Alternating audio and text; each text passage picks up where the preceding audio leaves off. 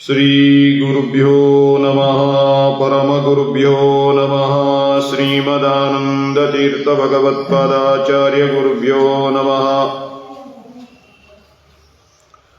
ಸೃಷ್ಟಿಸ್ಥಿತ್ಯಪ್ಯೇಹ ನೀತಿದಿಶಿತಮೋ ಬಂಧಮೋಕ್ಷಾಕ್ಷಯಸ್ಮಾತ್ ಅಸ್ಯ ಶ್ರೀ ಬ್ರಹ್ಮರುದ್ರ ಪ್ರಭೃತಿಸುರರದ್ವೇಷಶತ್ವಾತ್ಮಕಸ್ಯ ವಿಷ್ಣೋರ್ವ್ಯಸ್ತಾ ಸಮಸ್ತಾಃ ಸಕಲಗುಣನಿಧಿಃ ಸರ್ವದೋಷವ್ಯಪೇತಃ ಪೂರ್ಣಾನಂದೋ ವ್ಯಯೋ ಯೋ ಗುರುರಪಿ ಪರಮಶ್ಚಿಂತಯೇತಂ ಮಹಾಂತಂ ಕವಯೇ ಮುಹ್ಯಂತಿಯಂ ಸೂರಯಃ ತೇಜೋ ವಾರಿಮೃದಾಂ ಯಥಾ ವಿನಿಮಯೋ ಯತ್ರ ತ್ರಿಸರ್ಗೋ ಮೃಷಾ ಧಾಮ್ನಾ ಸ್ವೇನ ಸದಾ ನಿರಸ್ತಕುಹಕಂ ಸತ್ಯಂ ಪರಂ ಧೀಮಹಿ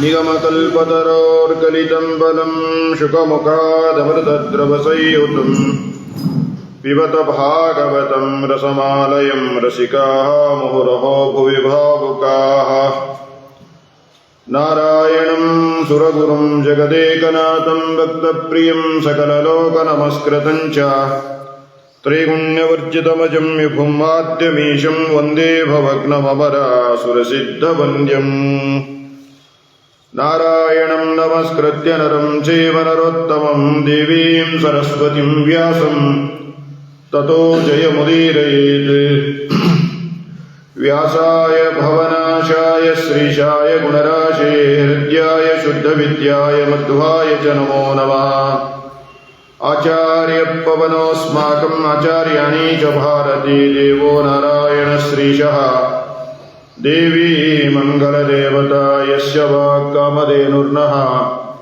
ಕಾಮಿತಾರ್ಥಾನ್ ಪ್ರಯಚ್ಛತಿ ಸೇವೇತಂ ಜಯ ಯೋಗೀಂದ್ರಂ ಕಾಮಬಾಣಚ್ಚಿರಂ ಸದಾ ಅರ್ಚಿಕಲ್ಪಿತಕಲ್ಪೋಯಂ ಪ್ರತ್ಯರ್ಥಿಗಜಕೇಸರಿ ವ್ಯಾಸತೀರ್ಥಗುರುರ್ಭೂಯಾದಸ್ಮದಿಷ್ಟಾರ್ಥಸಿದ್ಧಯೇ ತಪೋ ವಿದ್ಯಾ ವಿರಕ್ತ್ಯಾದಿ ಸದ್ಗುಣೋಘಾಕರಾನಹಂ ವಾದಿರಾಜಗುರುನ್ ವಂದೇ ಹಯಗ್ರೀವ ಪದಾಶ್ರಯಾನ್ ದುರ್ವಾದಿಧ್ವಾಂತರವೇ ವೈಷ್ಣವೇಂದೇವರೇಂದವೇ ಶ್ರೀರಾಘವೇಂದ್ರ ಗುರವೇ ನಮೋ ಅತ್ಯಂತದಯಾಲವೇ ವೇದೇಶ ಮುನಿಸತ್ಪಾದ ಸೇವಾ ಸಂಪ್ರಾಪ್ತ ವೈಭವಾನ್ ಯಾದವಾರ್ಯಾನ್ ವರಸುಧಾ ಟೀಕಾಕಾರಾನ್ ವಯಂ ನಮಃ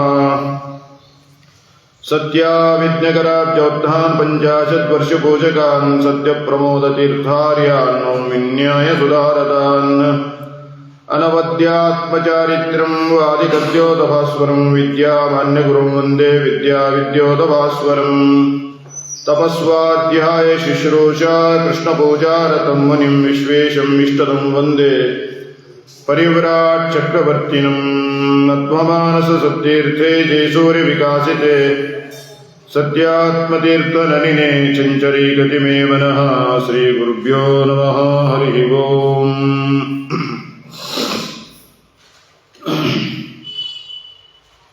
ಕಂಪತೆ ಸರ್ವಪಾಪಾನಿ ಸಪ್ತಾಹ ಶ್ರವಣೇ ಸ್ಥಿತೋ ಅಸ್ಮಾಕಂ ಪ್ರಲಯಂ ಸದ್ಯಃ ಕಥಾಚಯಂ ಕರಿಷ್ಯತ ಶ್ಲೋಕಂ ವಾ ಶ್ಲೋಕಪಾದಂ ವಾ ಯೋ ಅಂತೆ ಭಾಗವತಂ ಪಠೇತ್ ನ ತಸ್ಯ ಪುನರಾವೃತ್ತಿ ಬ್ರಹ್ಮಲೋಕಾತ್ ಕದಾಚನ. ಒಂದು ಶ್ಲೋಕವನ್ನಾಗಲಿ ಅರ್ಧ ಶ್ಲೋಕವನ್ನಾಗಲಿ ಕೊನೆ ಕಾಲದಲ್ಲಿ ಭಾಗವತವನ್ನ ಶ್ರವಣ ಮಾಡಿದರೆ ಬ್ರಹ್ಮಲೋಕದಿಂದ ವಾಪಸ್ ಬರಲಿಕ್ಕೆ ಇಲ್ಲ. ಹೌದು, ಕೊನೆ ಕಾಲ ಅಂತ ಯಾರು ಹೇಳಿದ್ರು ನಿಮಗೆ? ನಾವು ಕೊನೆ ಕಾಲ ನೀವೇನು ಹೇಳ್ತೀರಿ? ಅಂತ್ಯಕಾಲದಲ್ಲಿ ಭಾಗವತವನ್ನು ಶ್ರವಣ ಮಾಡೋದರಿಂದ ಬ್ರಹ್ಮಲೋಕದಿಂದ ನಿವೃತ್ತಿ ಇಲ್ಲ ಅಂತ. ಆದ್ದರಿಂದ ನಮಗೆ ಕೊನೆ ಕಾಲ ಬಂದಾಗ ನಾವು ಶ್ರವಣ ಮಾಡಿದ್ದೇವೆ, ಈಗಾಗ ಶ್ರವಣ ಮಾಡಬೇಕು ಅಂತ ಹೇಳಿದರೆ ಯಾರಿಗೆ ಯಾವಾಗ ಕೊನೆ ಕಾಲ ಅಂತ ಗೊತ್ತಿಲ್ಲ. ಹಾಗಾಗಿ ಯಾವಾಗ ನಾವು ಕೇಳ್ತೇವೋ ಅದೇ ಕೊನೆಯ ಕಾಲ. ಆದ್ದರಿಂದ ಸಪ್ತಾಹೇನ ಶ್ರುತಂ ಚೇತದ್, ಸಪ್ತಾಹದ ಮೂಲಕವಾಗಿ ಭಾಗವತವನ್ನು ಶ್ರವಣ ಮಾಡಿದಾಗ ನಮ್ಮ ಸಪ್ತರಂಧ್ರಗಳು ಜ್ಞಾನಾತ್ಮಕವಾದ 7 ಇಂದ್ರಿಯಗಳೇನಾಗ್ತವೆ ಅಂದರೆ ಪಾವನವಾಗ್ತಾ ಇದ್ದಾವೆ. ಆದ್ದರಿಂದ ಇಂತಹ ಪರಮ ಪಾವನವಾಗಿರತಕ್ಕಂತಹ ಭಾಗವತವನ್ನ ಅದನ್ನ ರಚನೆ ಮಾಡಿದ ಪ್ರಸಂಗವನ್ನ, ಅದರ ಮಹತ್ವವನ್ನ ಎಲ್ಲ ಪುರಾಣಗಳು ಕೂಡ ನಿರೂಪಣೆಯನ್ನು ಮಾಡ್ತಾರೆ. ಹೇಗೆ ಅಂದರೆ ಭಾಗವತದ ಮಹತ್ವ ಅರ್ಥೋಯಂ ಬ್ರಹ್ಮಸೂತ್ರಾಣಾಂ ಭಾರತಾರ್ಥ ವಿನಿರ್ಣಯಃ ಗಾಯತ್ರಿ ಭಾಷ್ಯರೂಪೋಸೋ ವೇದಾರ್ಥ ಪರಿಬ್ರಹ್ಮಿತಃ ಅಂತ ಹೇಳ್ತಾರೆ. ಭಾಗವತ ಅಂದರೆ ಬರೀ ಪುರಾಣ ಅಂತ ನೋಡಬೇಡ್ರಿ. ಯಾಕೆಂದ್ರೆ ಕೆಲವೊಮ್ಮೆ ಏನಾಗುತ್ತೆ, ಭಾರಿ ವೇದಾಂತ ಓದಿದವರಿಗೆ ಪುರಾಣ ಹೇಳೋದು ಓದೋದು ಅಂದ್ರೆ ಸ್ವಲ್ಪ ಅವರಿಗೆ ಅಲರ್ಜಿ. ಆದರೆ ಭಾಗವತಕ್ಕೆ ಈ ಮಾತು ಅಪ್ಲೈ ಆಗೋದಿಲ್ಲ ಅಂತ ಹೇಳ್ತಾರೆ. ಅರ್ಥೋಯಂ ಬ್ರಹ್ಮಸೂತ್ರಾಣ. ಹಾಗೆ ನೋಡಿದರೆ ಎಲ್ಲ ಪುರಾಣಗಳಲ್ಲೂ ವೇದಾಂತ ಇದ್ದೇ ಇದೆ. ವೇದಾಂತ ಇಲ್ಲದೆ ಇರತಕ್ಕಂತಹ ಯಾವ ಪುರಾಣಗಳೂ ಇಲ್ಲ. ಎಲ್ಲ ಪುರಾಣಗಳಲ್ಲೂ ಕೂಡ ವೇದಾಂತ ತುಂಬಿದೆ. ಯಾಕೆ ಅಂದ್ರೆ ಅದು ಯಾರೋ ದಂಡಿ, ಬಾಣ, ಭಾಸ್ಕರ, ಕಾಳಿದಾಸ ಇಂತಹ ಕವಿಗಳಿಂದ ರಚಿತವಾದದ್ದಲ್ಲ. ಸ್ವತಃ ವೇದವ್ಯಾಸ ರೂಪಿಯಾದ ಪರಮಾತ್ಮನಿಂದ ರಚಿತವಾದದ್ದು. ಅಂದ ಮೇಲೆ ಅಂತಹ ಭಾಗವತದಲ್ಲಿ ಏನಿರ್ತದೆ ಅಂತ ಕೇಳಿದರೆ, ಅಂತಹ ವೇದವ್ಯಾಸರು ರಚನೆ ಮಾಡಿದ ಎಲ್ಲ ಪುರಾಣಗಳಲ್ಲೂ ಕೂಡ ವೇದಾಂತ ಇದೆ. ಹರಿಸರೋತ್ತಮ, ವಾಯುಜಯೋತ್ತಮ, ಪಂಚಭೇದ, ತಾರತಮ್ಯ, ವೇದ ಅಪೌರುಷೇಯ ಇತ್ಯಾದಿ ಎಲ್ಲವೂ ಕೂಡ ಏನಿದೆ ಅಂತ ಕೇಳಿದರೆ 17 ಪುರಾಣಗಳಲ್ಲೂ ಕೂಡ ನಿರೂಪಿತವಾಗಿದೆ. ಅದೆಲ್ಲದಕ್ಕೂ ಕೂಡ ಮುಕುಟಪ್ರಾಯವಾದದ್ದು ಯಾವುದು ಅಂತ ಕೇಳಿದ್ರೆ ಭಾಗವತ. ಹಾಗಾಗಿ ಹೇಳ್ತಾ ಇದ್ದಾರೆ, ಭಾಗವತವನ್ನ ಯಾವಾಗ ವೇದವ್ಯಾಸರು ರಚನೆ ಮಾಡಿದ್ರು ಅನ್ನೋದರಿಂದ ಅದರ ಮಹತ್ವವನ್ನು ನಾವು ಅರಿತುಕೊಳ್ಳಬೇಕು ಅಂತ ಹೇಳ್ತಾರೆ. ಯಾವಾಗ ರಚನೆ ಮಾಡಿದ್ರು? ಇಲ್ಲ, ಎಲ್ಲಾ ಪುರಾಣ ರಚನೆ ಮಾಡಿದ್ರು, ಹಂಗ ಭಾಗವತವನ್ನು ರಚನೆ ಮಾಡಿದ್ರು ಅಂತ ತಿಳ್ಕೊಳ್ಬಾರದು ಅಂತ ಹೇಳ್ತಾರೆ. ಯಾಕೆಂದ್ರೆ ಭಗವಂತ ನಾರಾಯಣ ರೂಪದಿಂದ ಮಾಡಿದ ಕೆಲಸ ಏನು? ನಾರಾಯಣ ರೂಪದಿಂದ ಭಗವಂತ ಏನು ಮಾಡಿದ್ದಾನೆ? 100 ಕೋಟಿ ಶ್ಲೋಕಾತ್ಮಕವಾಗಿರತಕ್ಕಂತಹ ಪಂಚರಾತ್ರ ಅನ್ನುವಂತಹ ಗ್ರಂಥವನ್ನು ರಚನೆ ಮಾಡಿದ್ದಾನೆ. 100 ಕೋಟಿ ಶ್ಲೋಕಾತ್ಮಕವಾಗಿದೆ. ಆಮೇಲೆ ಅದೇ ಭಗವಂತ ಹಯಗ್ರೀವ ರೂಪದಿಂದ 100 ಕೋಟಿ ಶ್ಲೋಕಾತ್ಮಕವಾಗಿರತಕ್ಕಂತಹ ಮೂಲ ರಾಮಾಯಣವನ್ನು ರಚನೆ ಮಾಡಿದ್ದಾರೆ. ಅದಾದ ಮೇಲೆ ನಾರಾಯಣ ರೂಪದಿಂದ ಮತ್ತೆ ಭಗವಂತ 50 ಕೋಟಿ ಶ್ಲೋಕಾತ್ಮಕವಾದ ಪಂಚರಾತ್ರ ಅನ್ನುವಂತಹ ಗ್ರಂಥವನ್ನ ತಂತ್ರ ಭಾಗವತ ಅನ್ನುವಂತಹ ಗ್ರಂಥವನ್ನ ರಚನೆ ಮಾಡಿದ್ದಾರೆ. ತಂತ್ರ ಭಾಗವತ ಪಂಚರಾತ್ರದಲ್ಲಿ 100 ಕೋಟಿ ಶ್ಲೋಕ, ಮೂಲ ರಾಮಾಯಣದಲ್ಲಿ 100 ಕೋಟಿ ಶ್ಲೋಕ. ಅದೇ ರೀತಿಯಾಗಿ ತಂತ್ರ ಭಾಗವತ ಆಚಾರ್ಯರು ತಮ್ಮ ಗ್ರಂಥಗಳಲ್ಲಿ ಇದನ್ನು ಯಾವಾಗಲೂ ಉದಾಹರಿಸ್ತಾ ಇರ್ತಾರೆ. ಇತಿ ತಂತ್ರ ಭಾಗವತೆ ಅಂತ ಹೇಳಿ. ಹಾಗಾಗಿ ತಂತ್ರ ಭಾಗವತ ಅನ್ನುವಂತಹ ಗ್ರಂಥವು ಕೂಡ ಏನಾಗಿದೆ ಅಂತ ಕೇಳಿದ್ರೆ 50 ಕೋಟಿ ಶ್ಲೋಕಾತ್ಮಕವಾದದ್ದು. ಅದು ನಾರಾಯಣ ರೂಪದಿಂದ ರಚಿತವಾದದ್ದು. ಅದಾದ ಮೇಲೆ ಭಗವಂತ ವೇದವ್ಯಾಸ ರೂಪದಿಂದ ವೇದಗಳನ್ನು ವಿಭಾಗ ಮಾಡಿದ್ದಾರೆ. ಯಾಕೆಂದ್ರೆ ವೇದಗಳು ಅನಂತವಾದದ್ದು, ಅನಾದಿ ಕಾಲದಿಂದ ಇರುವಂತಹದ್ದು, ಅವುಗಳಿಗೆ ನಾಶ ಇಲ್ಲ. ನಾಶ ಇಲ್ಲದೆ ಇರತಕ್ಕಂತಹ ವೇದಗಳನ್ನ ಅಧ್ಯಯನದ ಸೌಕರ್ಯಕ್ಕೋಸ್ಕರವಾಗಿ ಭಗವಂತ ಏನು ಮಾಡಿದ್ದಾನೆ? 4 ಅಂತ ವಿಭಾಗವನ್ನ ಮಾಡಿದ್ದಾರೆ. ಋಗ್ವೇದ, ಯಜುರ್ವೇದ, ಸಾಮವೇದ, ಅಥರ್ವವೇದ ಅಂತ ಹೇಳಿ ಆ ರೀತಿ ವಿಭಾಗಗಳನ್ನ ಮಾಡಿ, ಆಮೇಲೆ ಏನು ಅಂದ್ರೆ ವೇದಗಳ ಅರ್ಥ ಉಂಟಾಗಬೇಕು ಅಂತ ವೇದಾರ್ಥ ನಿರ್ಣಾಯಕವಾದಂತಹ ಬ್ರಹ್ಮಸೂತ್ರಗಳನ್ನು ರಚನೆ ಮಾಡಿದ್ದಾರೆ. ಓಂ ಓಂ ಅಥಾತೋ ಬ್ರಹ್ಮ ಜಿಜ್ಞಾಸ ಓಂ ಆರಂಭ ಮಾಡಿಕೊಂಡು ಓಂ ಅನಾವೃತ್ತಿ ಶಬ್ದಾತ್ ಅಂತ ಹೇಳಿ 564 ಬ್ರಹ್ಮಸೂತ್ರಗಳನ್ನು ರಚನೆ ಮಾಡಿದ್ದಾರೆ. ಹಾಗಾದರೆ ವೇದಗಳಾಗಲಿ ವೇದಾಂತ ನಿರ್ಣಾಯಕವಾದ ಬ್ರಹ್ಮಸೂತ್ರಗಳಾಗಲಿ ಎಲ್ಲರಿಗೂ ಅರ್ಥವಾಗುವುದಿಲ್ಲ ಅನ್ನೋದಕ್ಕೋಸ್ಕರವಾಗಿ ವೇದವ್ಯಾಸ ದೇವರು ಏನು ಮಾಡಿದರು ಅಂತ ಕೇಳಿದ್ರೆ, ವಿಷ್ಣು ಪುರಾಣ, ಬ್ರಹ್ಮಪುರಾಣ, ಬ್ರಹ್ಮವೈವರ್ತ ಪುರಾಣ, ಮಾರ್ಕಾಂಡೇಯ ಪುರಾಣ ಮೊದಲಾಗಿರತಕ್ಕಂತಹ 17 ಪುರಾಣಗಳನ್ನು ರಚನೆ ಮಾಡಿದರು. ಈ 17 ಪುರಾಣಗಳನ್ನು ರಚನೆ ಮಾಡುವ ಮೊದಲು ಏನು ಮಾಡಿದರು ಅಂತ ಕೇಳಿದ್ರೆ, ಅದೇ ವೇದವ್ಯಾಸ ರೂಪದಿಂದ ಸ್ತ್ರೀ ಶೂದ್ರ ಬ್ರಹ್ಮ ಬಂಧುವನಾಂ ತ್ರಯೇನ ಶ್ರುತಿಗೋಚರಾಹ ಅಂತ ಹೇಳಿ, ಯಾರು ಕೇವಲ ಬ್ರಾಹ್ಮಣರಾಗಿ ಕರ್ಮಾನುಷ್ಠಾನಗಳನ್ನು ಮಾಡದೆ ಕೇವಲ ಬ್ರಾಹ್ಮಣ ಭಾಸರಾಗಿ ಇರುತ್ತಾರೆ ಅಂಥವರಿಗೋಸ್ಕರವಾಗಿ, ಸ್ತ್ರೀಯರಿಗೋಸ್ಕರವಾಗಿ ಧರ್ಮೇ ಅರ್ಥೇ ಚ ಕಾಮೇ ಚ ಮೋಕ್ಷೇ ಚ ಭರತರ್ಷಭ ಯದೆ ಹಾಸ್ತ್ಯ ತದನ್ಯತ್ರ ಎನ್ನೇ ಹಾಸ್ತ್ಯ ನ ಕುತ್ರಚಿತ್ ಅಂತ ಹೇಳಿದಂತಹ ಮಹಾಭಾರತ. ಮಹತ್ವಾತ್ ಭಾರವತ್ವಾಚ್ಚ ಮಹಾಭಾರತ ಮುಚ್ಚತೆ. ಇಂತಹ ಮಹಾಭಾರತವನ್ನೇನು ಮಾಡಿದ್ದಾರೆ ಅಂತ ಕೇಳಿದ್ರೆ ರಚನೆಯನ್ನು ಮಾಡಿದ್ದಾರೆ. 4 ವೇದಗಳಾದ ಮೇಲೆ ಆ ಮಹಾಭಾರತಕ್ಕೆ ಪಂಚಮೋ ವೇದ ಅನ್ನುವಂತಹ ಒಂದು ಪ್ರಶಸ್ತಿಯನ್ನೇನು ಮಾಡಿದ್ದಾರೆ ಅಂತ ಕೇಳಿದ್ರೆ ಕೊಟ್ಟಿದ್ದಾರೆ. ಹಾಗಾಗಿ ಮಹಾಭಾರತವನ್ನು ರಚನೆ ಮಾಡಿದರು. ಮಹಾಭಾರತದಲ್ಲಿ ಎಷ್ಟು ಶ್ಲೋಕ? 60 ಲಕ್ಷ ಶ್ಲೋಕ. ಆ 60 ಲಕ್ಷ ಶ್ಲೋಕಾತ್ಮಕವಾದ ಮಹಾಭಾರತ ಭೂಲೋಕದಲ್ಲಿ ಇಲ್ಲ, ದೇವಲೋಕದಲ್ಲಿ ಇದೆ. ಆಮೇಲೆ 1 ಲಕ್ಷ ಶ್ಲೋಕಾತ್ಮಕವಾದ ಮಹಾಭಾರತ ಮಾತ್ರ ಎಲ್ಲಿದೆ ಅಂದ್ರೆ ಈ ಭೂಲೋಕದಲ್ಲಿ ಇದೆ. ಸರಿ, ಇಷ್ಟಾಗುವಾಗ 100 ಕೋಟಿ ಶ್ಲೋಕಾತ್ಮಕವಾದ ರಾಮಾಯಣ, 100 ಕೋಟಿ ಶ್ಲೋಕಾತ್ಮಕವಾದ ಪಂಚರಾತ್ರ, 50 ಕೋಟಿ ಶ್ಲೋಕಾತ್ಮಕವಾದ ತಂತ್ರ ಭಾಗವತ, ಸುಮಾರು 4-5 ಕೋಟಿ ಶ್ಲೋಕಾತ್ಮಕವಾದ 17 ಪುರಾಣಗಳು, 60 ಲಕ್ಷ ಶ್ಲೋಕಾತ್ಮಕವಾದ ಮಹಾಭಾರತ, ಇದೆಲ್ಲ ಏನಾಗಿದೆ ಅಂದ್ರೆ ಭಗವಂತನ ನಾರಾಯಣ, ಹಯಗ್ರೀವ, ವೇದವ್ಯಾಸಾದಿ ರೂಪಗಳಿಂದ ರಚಿತವಾಗಿದೆ. ಹೀಗೆ ರಚಿತವಾದ ಮೇಲೆ ಸರಸ್ವತಿ ದಂಡೆಯ ಮೇಲೆ ಕೂತಿರತಕ್ಕಂತಹ ವೇದವ್ಯಾಸರು ಅವರಿಗೆ ಏನು ಅಂದ್ರೆ ಇಷ್ಟೆಲ್ಲ ಗ್ರಂಥರಾಶಿಯನ್ನು ರಚನೆ ಮಾಡಿದರೂ ಕೂಡ ಇನ್ನೂ ಸ್ವಲ್ಪ ಏನೋ ಒಂದು ಅವರಿಗೆ ಸರ್ವಜ್ಞರಾಗಿರತಕ್ಕಂತಹ ವೇದವ್ಯಾಸ ದೇವರಿಗೆ ಅತೃಪ್ತಿ ಇಲ್ಲ. ಆದರೆ ಭಾಗವತ ಗ್ರಂಥದ ಮಹತ್ವವನ್ನು ತೋರಿಸುವುದಕ್ಕೋಸ್ಕರವಾಗಿ ಕಾತರರಂತೆ ಏನು ಮಾಡಿದ್ದಾರೆ ಅಂದರೆ ತೋರಿಸಿಕೊಂಡಿದ್ದಾರೆ. ಅವರಿಗೆ ಕಾತರತೆ ಇಲ್ಲ, ಮೋಹ ಇಲ್ಲ, ಅಜ್ಞಾನಂತೂ ಇಲ್ಲವೇ ಇಲ್ಲ. ಹಾಗಿರುವಾಗ ಅಂತಹ ವೇದವ್ಯಾಸ ದೇವರಿಗೆ ಏನು ಅಂತ ಕೇಳಿದ್ರೆ ಇಂತಹ ಗ್ರಂಥದ ಮಹತ್ವವನ್ನು ತಿಳಿಸೋದಕ್ಕೋಸ್ಕರವಾಗಿ ಒಂದು ಸಂದರ್ಭ, ಒಂದು ನಾಟಕವನ್ನ ಅವರು ಮಾಡ್ತಾ ಇದ್ದಾರೆ. ಆ ಭಗವಂತನ ಇಂಗಿತವನ್ನ ಅರಿತ ಮಹಾನುಭಾವರು ಯಾರು ಅಂತ ಕೇಳಿದ್ರೆ ನಾರದರು.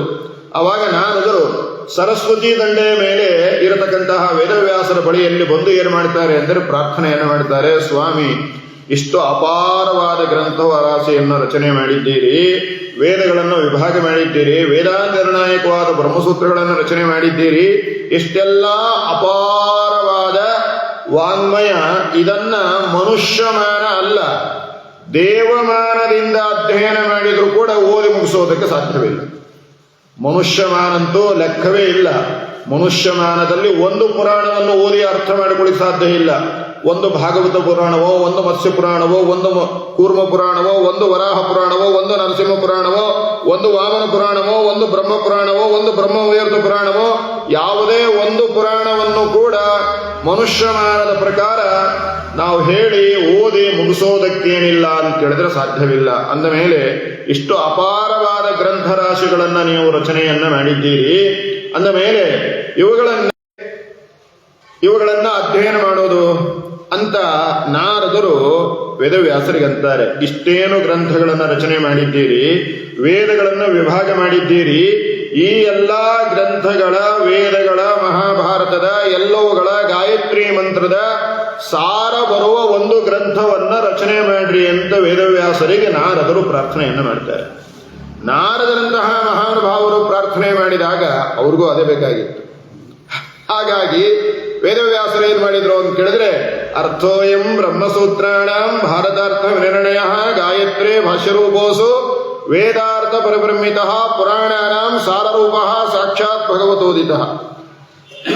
ವೇದಗಳ ಅರ್ಥ, ಬ್ರಹ್ಮಸೂತ್ರಗಳ ಅರ್ಥ, 17 ಪುರಾಣಗಳ ಅರ್ಥ, ಮಹಾಭಾರತದ ಅರ್ಥ, ಸಕಲ ಪುರಾಣಗಳ ಸಾರ ರೂಪವಾದ ಒಂದು ಭಾಗವತವನ್ನ ವೇದವ್ಯಾಸರು ಏನು ಮಾಡಿದ್ರು ಅಂತ ಕೇಳಿದ್ರೆ ರಚನೆ ಮಾಡಿದ್ರು. ಆ ಭಾಗವತವೇ ಯಾವುದು ಅಂತ, ಆ ಗ್ರಂಥವೇ ಯಾವುದು ಅಂದ್ರೆ ಶ್ರೀಮದ್ ಭಾಗವತ.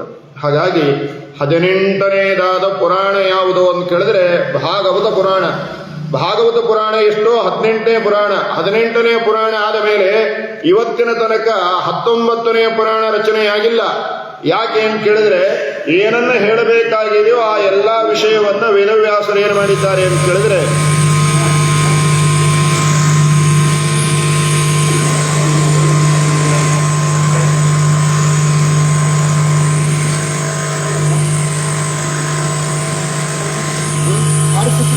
ನೋಡ್ರಿ ಬಂದ್ರು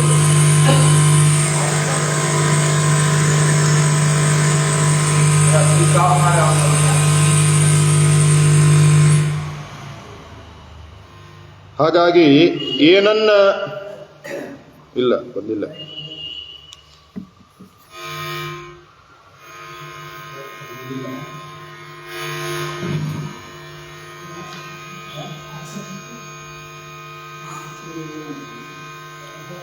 ಏನನ್ನ ಹೇಳಬೇಕಾಗಿದೆಯೋ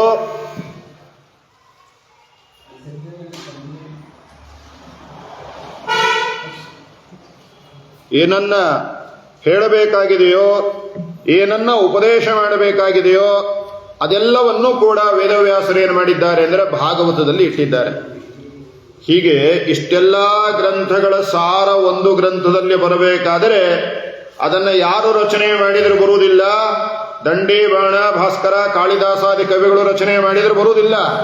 ಸಾಕ್ಷಾತ್ ಯಾರು ಇಬ್ಬರಾಗಬೇಕು, ಒಂದೋ ಸರ್ವಜ್ಞರಾದ ವಾಯುದೇವರಾಗಬೇಕು, ಅವರಿಗಿಂತಲೂ ಸರ್ವಜ್ಞತವರಾಗಿರತಕ್ಕಂತಹ ಭಗವಂತ ರಚನೆ ಮಾಡಿದರೆ ಮಾತ್ರ ಆ ಎಲ್ಲ ಗ್ರಂಥಗಳ ಸಾರ ಒಂದು ಗ್ರಂಥದಲ್ಲಿ ಬರೋದಕ್ಕೆ ಸಾಧ್ಯವಿದೆ. ಹಾಗಾಗಿ ಆ ಗ್ರಂಥವೇ ಯಾವುದು ಅಂತ ಕೇಳಿದರೆ ಶ್ರೀಮದ್ ಭಾಗವತ ಅಂತ ಹೇಳ್ತಾರೆ. ಇದು ಯಾಕೆ ಭಾಗವತ ಶ್ರೇಷ್ಠ? ಇಲ್ಲ, ನೀವು ಹೇಳಲಿಕ್ಕತ್ತೀರಿ ಭಾಗವತ, ನಿಮ್ಮ ಈ ಕಾರ್ಯಕಲಾಪಗಳಲ್ಲಿ ಮತ್ಸ್ಯ ಪುರಾಣ ಓದ್ಲಿಕ್ಕಾಗಿಲ್ಲ, ಕೂರ್ಮ ಪುರಾಣ, ವರಾಹ ಪುರಾಣ, ನರಸಿಂಹ ಪುರಾಣ, ವಾಮನ ಪುರಾಣ ಯಾವುದು ಓದ್ಲಿಕ್ಕಾಗಿಲ್ಲ. ನೀವು ಯಾವಾಗಲೂ ಭಾಗವತ ಹೇಳ್ತಿರ್ತೀರಿ, ಹಂಗಾಗಿ ಯಾವುದನ್ನು ಹೇಳ್ತಿರ್ತೀರಿ ಅದೇ ಶ್ರೇಷ್ಠ ಅಂತ ಹೇಳ್ಕೊತ ಹೋಗ್ತೀರಿ ನೀವು ಅಂತ ಹೇಳಿದರೆ, ಅದಕ್ಕೆ ಹೇಳ್ತಾರೆ ನಾವು ಯಾವಾಗಲೂ ಓದ್ತೇವೆ ಹೇಳ್ತೇವೆ ಅನ್ನೋದಕ್ಕೋಸ್ಕರವಾಗಿ ಶ್ರೇಷ್ಠ ಅಲ್ಲ. ಉಳಿದ 17 ಪುರಾಣಗಳು ಭಾಗವತ ಪುರಾಣವನ್ನೇನು ಮಾಡ್ತವೆ ಅಂತ ಕೇಳಿದ್ರೆ ಪ್ರಶಂಸೆಯನ್ನ ಮಾಡ್ತವೆ. ಸಪ್ತಾಹೇನು ಶಿತಂ ಚೈತತ್ ಸರ್ವಥಾ ಮುಕ್ತಿದಾಯಕಂ ಅಂತ. ಸಪ್ತಾಹ ಮೂಲಕವಾಗಿ ಶ್ರವಣ ಮಾಡಿದಾಗ ಸರ್ವಥಾ ಇದರ ಶ್ರವಣದಿಂದ ಮುಕ್ತಿ ಆಗುವುದರಲ್ಲಿ ಸಂದೇಹ ಇಲ್ಲ ಎಂಬುದಾಗಿ ಹೇಳ್ತಾರೆ. ಇದು ಭಾಗವತ ಯಾಕೆ ಶ್ರೇಷ್ಠ ಅನ್ನೋದಕ್ಕೆ ಒಂದು ಕಾರಣ. ಇನ್ನೊಂದು ಕಾರಣ ಏನು ಅಂತ ಕೇಳಿದರೆ, ಬೇರೆ ಎಲ್ಲ ಪುರಾಣಗಳಲ್ಲಿ ದಶಾವತಾರಗಳ ನಿರೂಪಣೆ ಇರುತ್ತದೆ. ದಶಾವತಾರಗಳ ನಿರೂಪಣೆ ಕೆಲವು 1-2 ಅವತಾರಗಳನ್ನು ಬಿಟ್ಟರೆ ಸಾಮಾನ್ಯವಾಗಿ ಎಲ್ಲ ಅವತಾರಗಳ ನಿರೂಪಣೆ ಅನ್ನೋದು ಇರ್ತಾ ಇದೆ. ಆದರೆ ಭಾಗವತದಲ್ಲಿ ಹಾಗಲ್ಲ. ದಶಾವತಾರಗಳ ನಿರೂಪಣೆ ಸಂಪೂರ್ಣವಾಗಿ ಇದೆ. ಅದರಲ್ಲಿ ಕೃಷ್ಣಾವತಾರದ ನಿರೂಪಣೆ ಭಾಗವತದಲ್ಲಿ ಬಂದಷ್ಟು ಬೇರೆ ಎಲ್ಲೂ ಕೂಡ ಬಂದಿಲ್ಲ. ಹಾಗಾಗಿ ಇದು ಒಂದು ರೀತಿಯಿಂದ ಶ್ರೇಷ್ಠ. ಇನ್ನೊಂದೇನು ಅಂತ ಕೇಳಿದ್ರೆ, ಭಾಗವತದಲ್ಲಿ ದಶಾವತಾರಗಳ ಚಿಂತನೆ ಅಲ್ಲದೇನೆ ಪರಮಾತ್ಮನ ಯಜ್ಞಾವತಾರ, ಮಹಿದಾಸ ಅವತಾರ, ಕಪಿಲಾವತಾರ, ದತ್ತಾತ್ರೇಯ ಅವತಾರ, ಮೋಹಿನಿ ಅವತಾರ, ಧನ್ವಂತರಿ ಅವತಾರ, ಹೀಗೆ 1-2 ಅನೇಕ ರೂಪಗಳ ಅನೇಕ ಅವತಾರಗಳ ಚರಿತ್ರೆ ಅನ್ನೋದಿದೆ. ಅದರಲ್ಲಿ ಅನೇಕ ಅವತಾರಗಳಿಂದ ಭಗವಂತ ಏನು ಮಾಡ್ತಾನೆ, ಯಜ್ಞನಾಮಕನಾಗಿ ಉಪದೇಶವನ್ನ ಮಾಡ್ತಾನೆ, ಮಹಿದಾಸನಾಮಕನಾಗಿ ಉಪದೇಶವನ್ನ ಮಾಡ್ತಾನೆ. ಅದೇ ರೀತಿಯಾಗಿ ರಾಮನಾಗಿ ಕೃಷ್ಣನಾಗಿ ಉಪದೇಶವನ್ನ ಮಾಡ್ತಾನೆ, ದತ್ತಾತ್ರೇಯನಾಗಿ ಉಪದೇಶವನ್ನ ಮಾಡ್ತಾನೆ. ಹೀಗೆ ಭಗವಂತನ ಇನ್ನೊಂಚೂರು ಸೌಂಡ್ ಕೊಡ್ರಿ, ಸ್ವಲ್ಪ ಪ್ರಾಬ್ಲಮ್ ಆಗಿರೋದು ನೋಡಿಸ್ಬೇಕಿಲ್ಲ. ಹೀಗೆ ಭಗವಂತನ ಎಲ್ಲ ಅವತಾರಗಳ ದಶಾವತಾರಗಳನ್ನು ಬಿಟ್ಟಂತೆ ಇನ್ನೂ ಅನೇಕ ಅವತಾರಗಳ ಮಹಿಮೆ ಏನಾಗಿದೆ ಅಂತ ಕೇಳಿದ್ರೆ ಭಾಗವತದಲ್ಲಿ ಇದೆ. ಇದು ಇನ್ನೊಂದು ಕಾರಣ ಭಾಗವತ ಯಾಕೆ ಶ್ರೇಷ್ಠ ಅನ್ನೋದಕ್ಕೆ. ಇದು ಒಂದಾದರೆ ಪದ್ಮಪುರಾಣ ಭಾಗವತದ ಇನ್ನೊಂದು ಮಹತ್ವವನ್ನ ಹೇಳ್ತಾ ಇದೆ. ಯಾಕೆ ಭಾಗವತ ಮಹತ್ವ ಅಂತ ಹೇಳಿ, ಯಾಕೆ ಭಾಗವತವನ್ನು ನಾವು ಶ್ರವಣ ಮಾಡಬೇಕು ಅಂದ್ರೆ, ಭಾಗವತ ಅಂದ್ರೆ ಪರಮಾತ್ಮನ ಪ್ರತಿಮೆ ಅಂತ ಹೇಳ್ತಾರೆ. ಪರಮಾತ್ಮನ ಪ್ರತಿಮೆ ಇದು. ಭಾಗವತ ಅನ್ನೋದು ಪರಮಾತ್ಮನ ಪ್ರತಿಮೆ.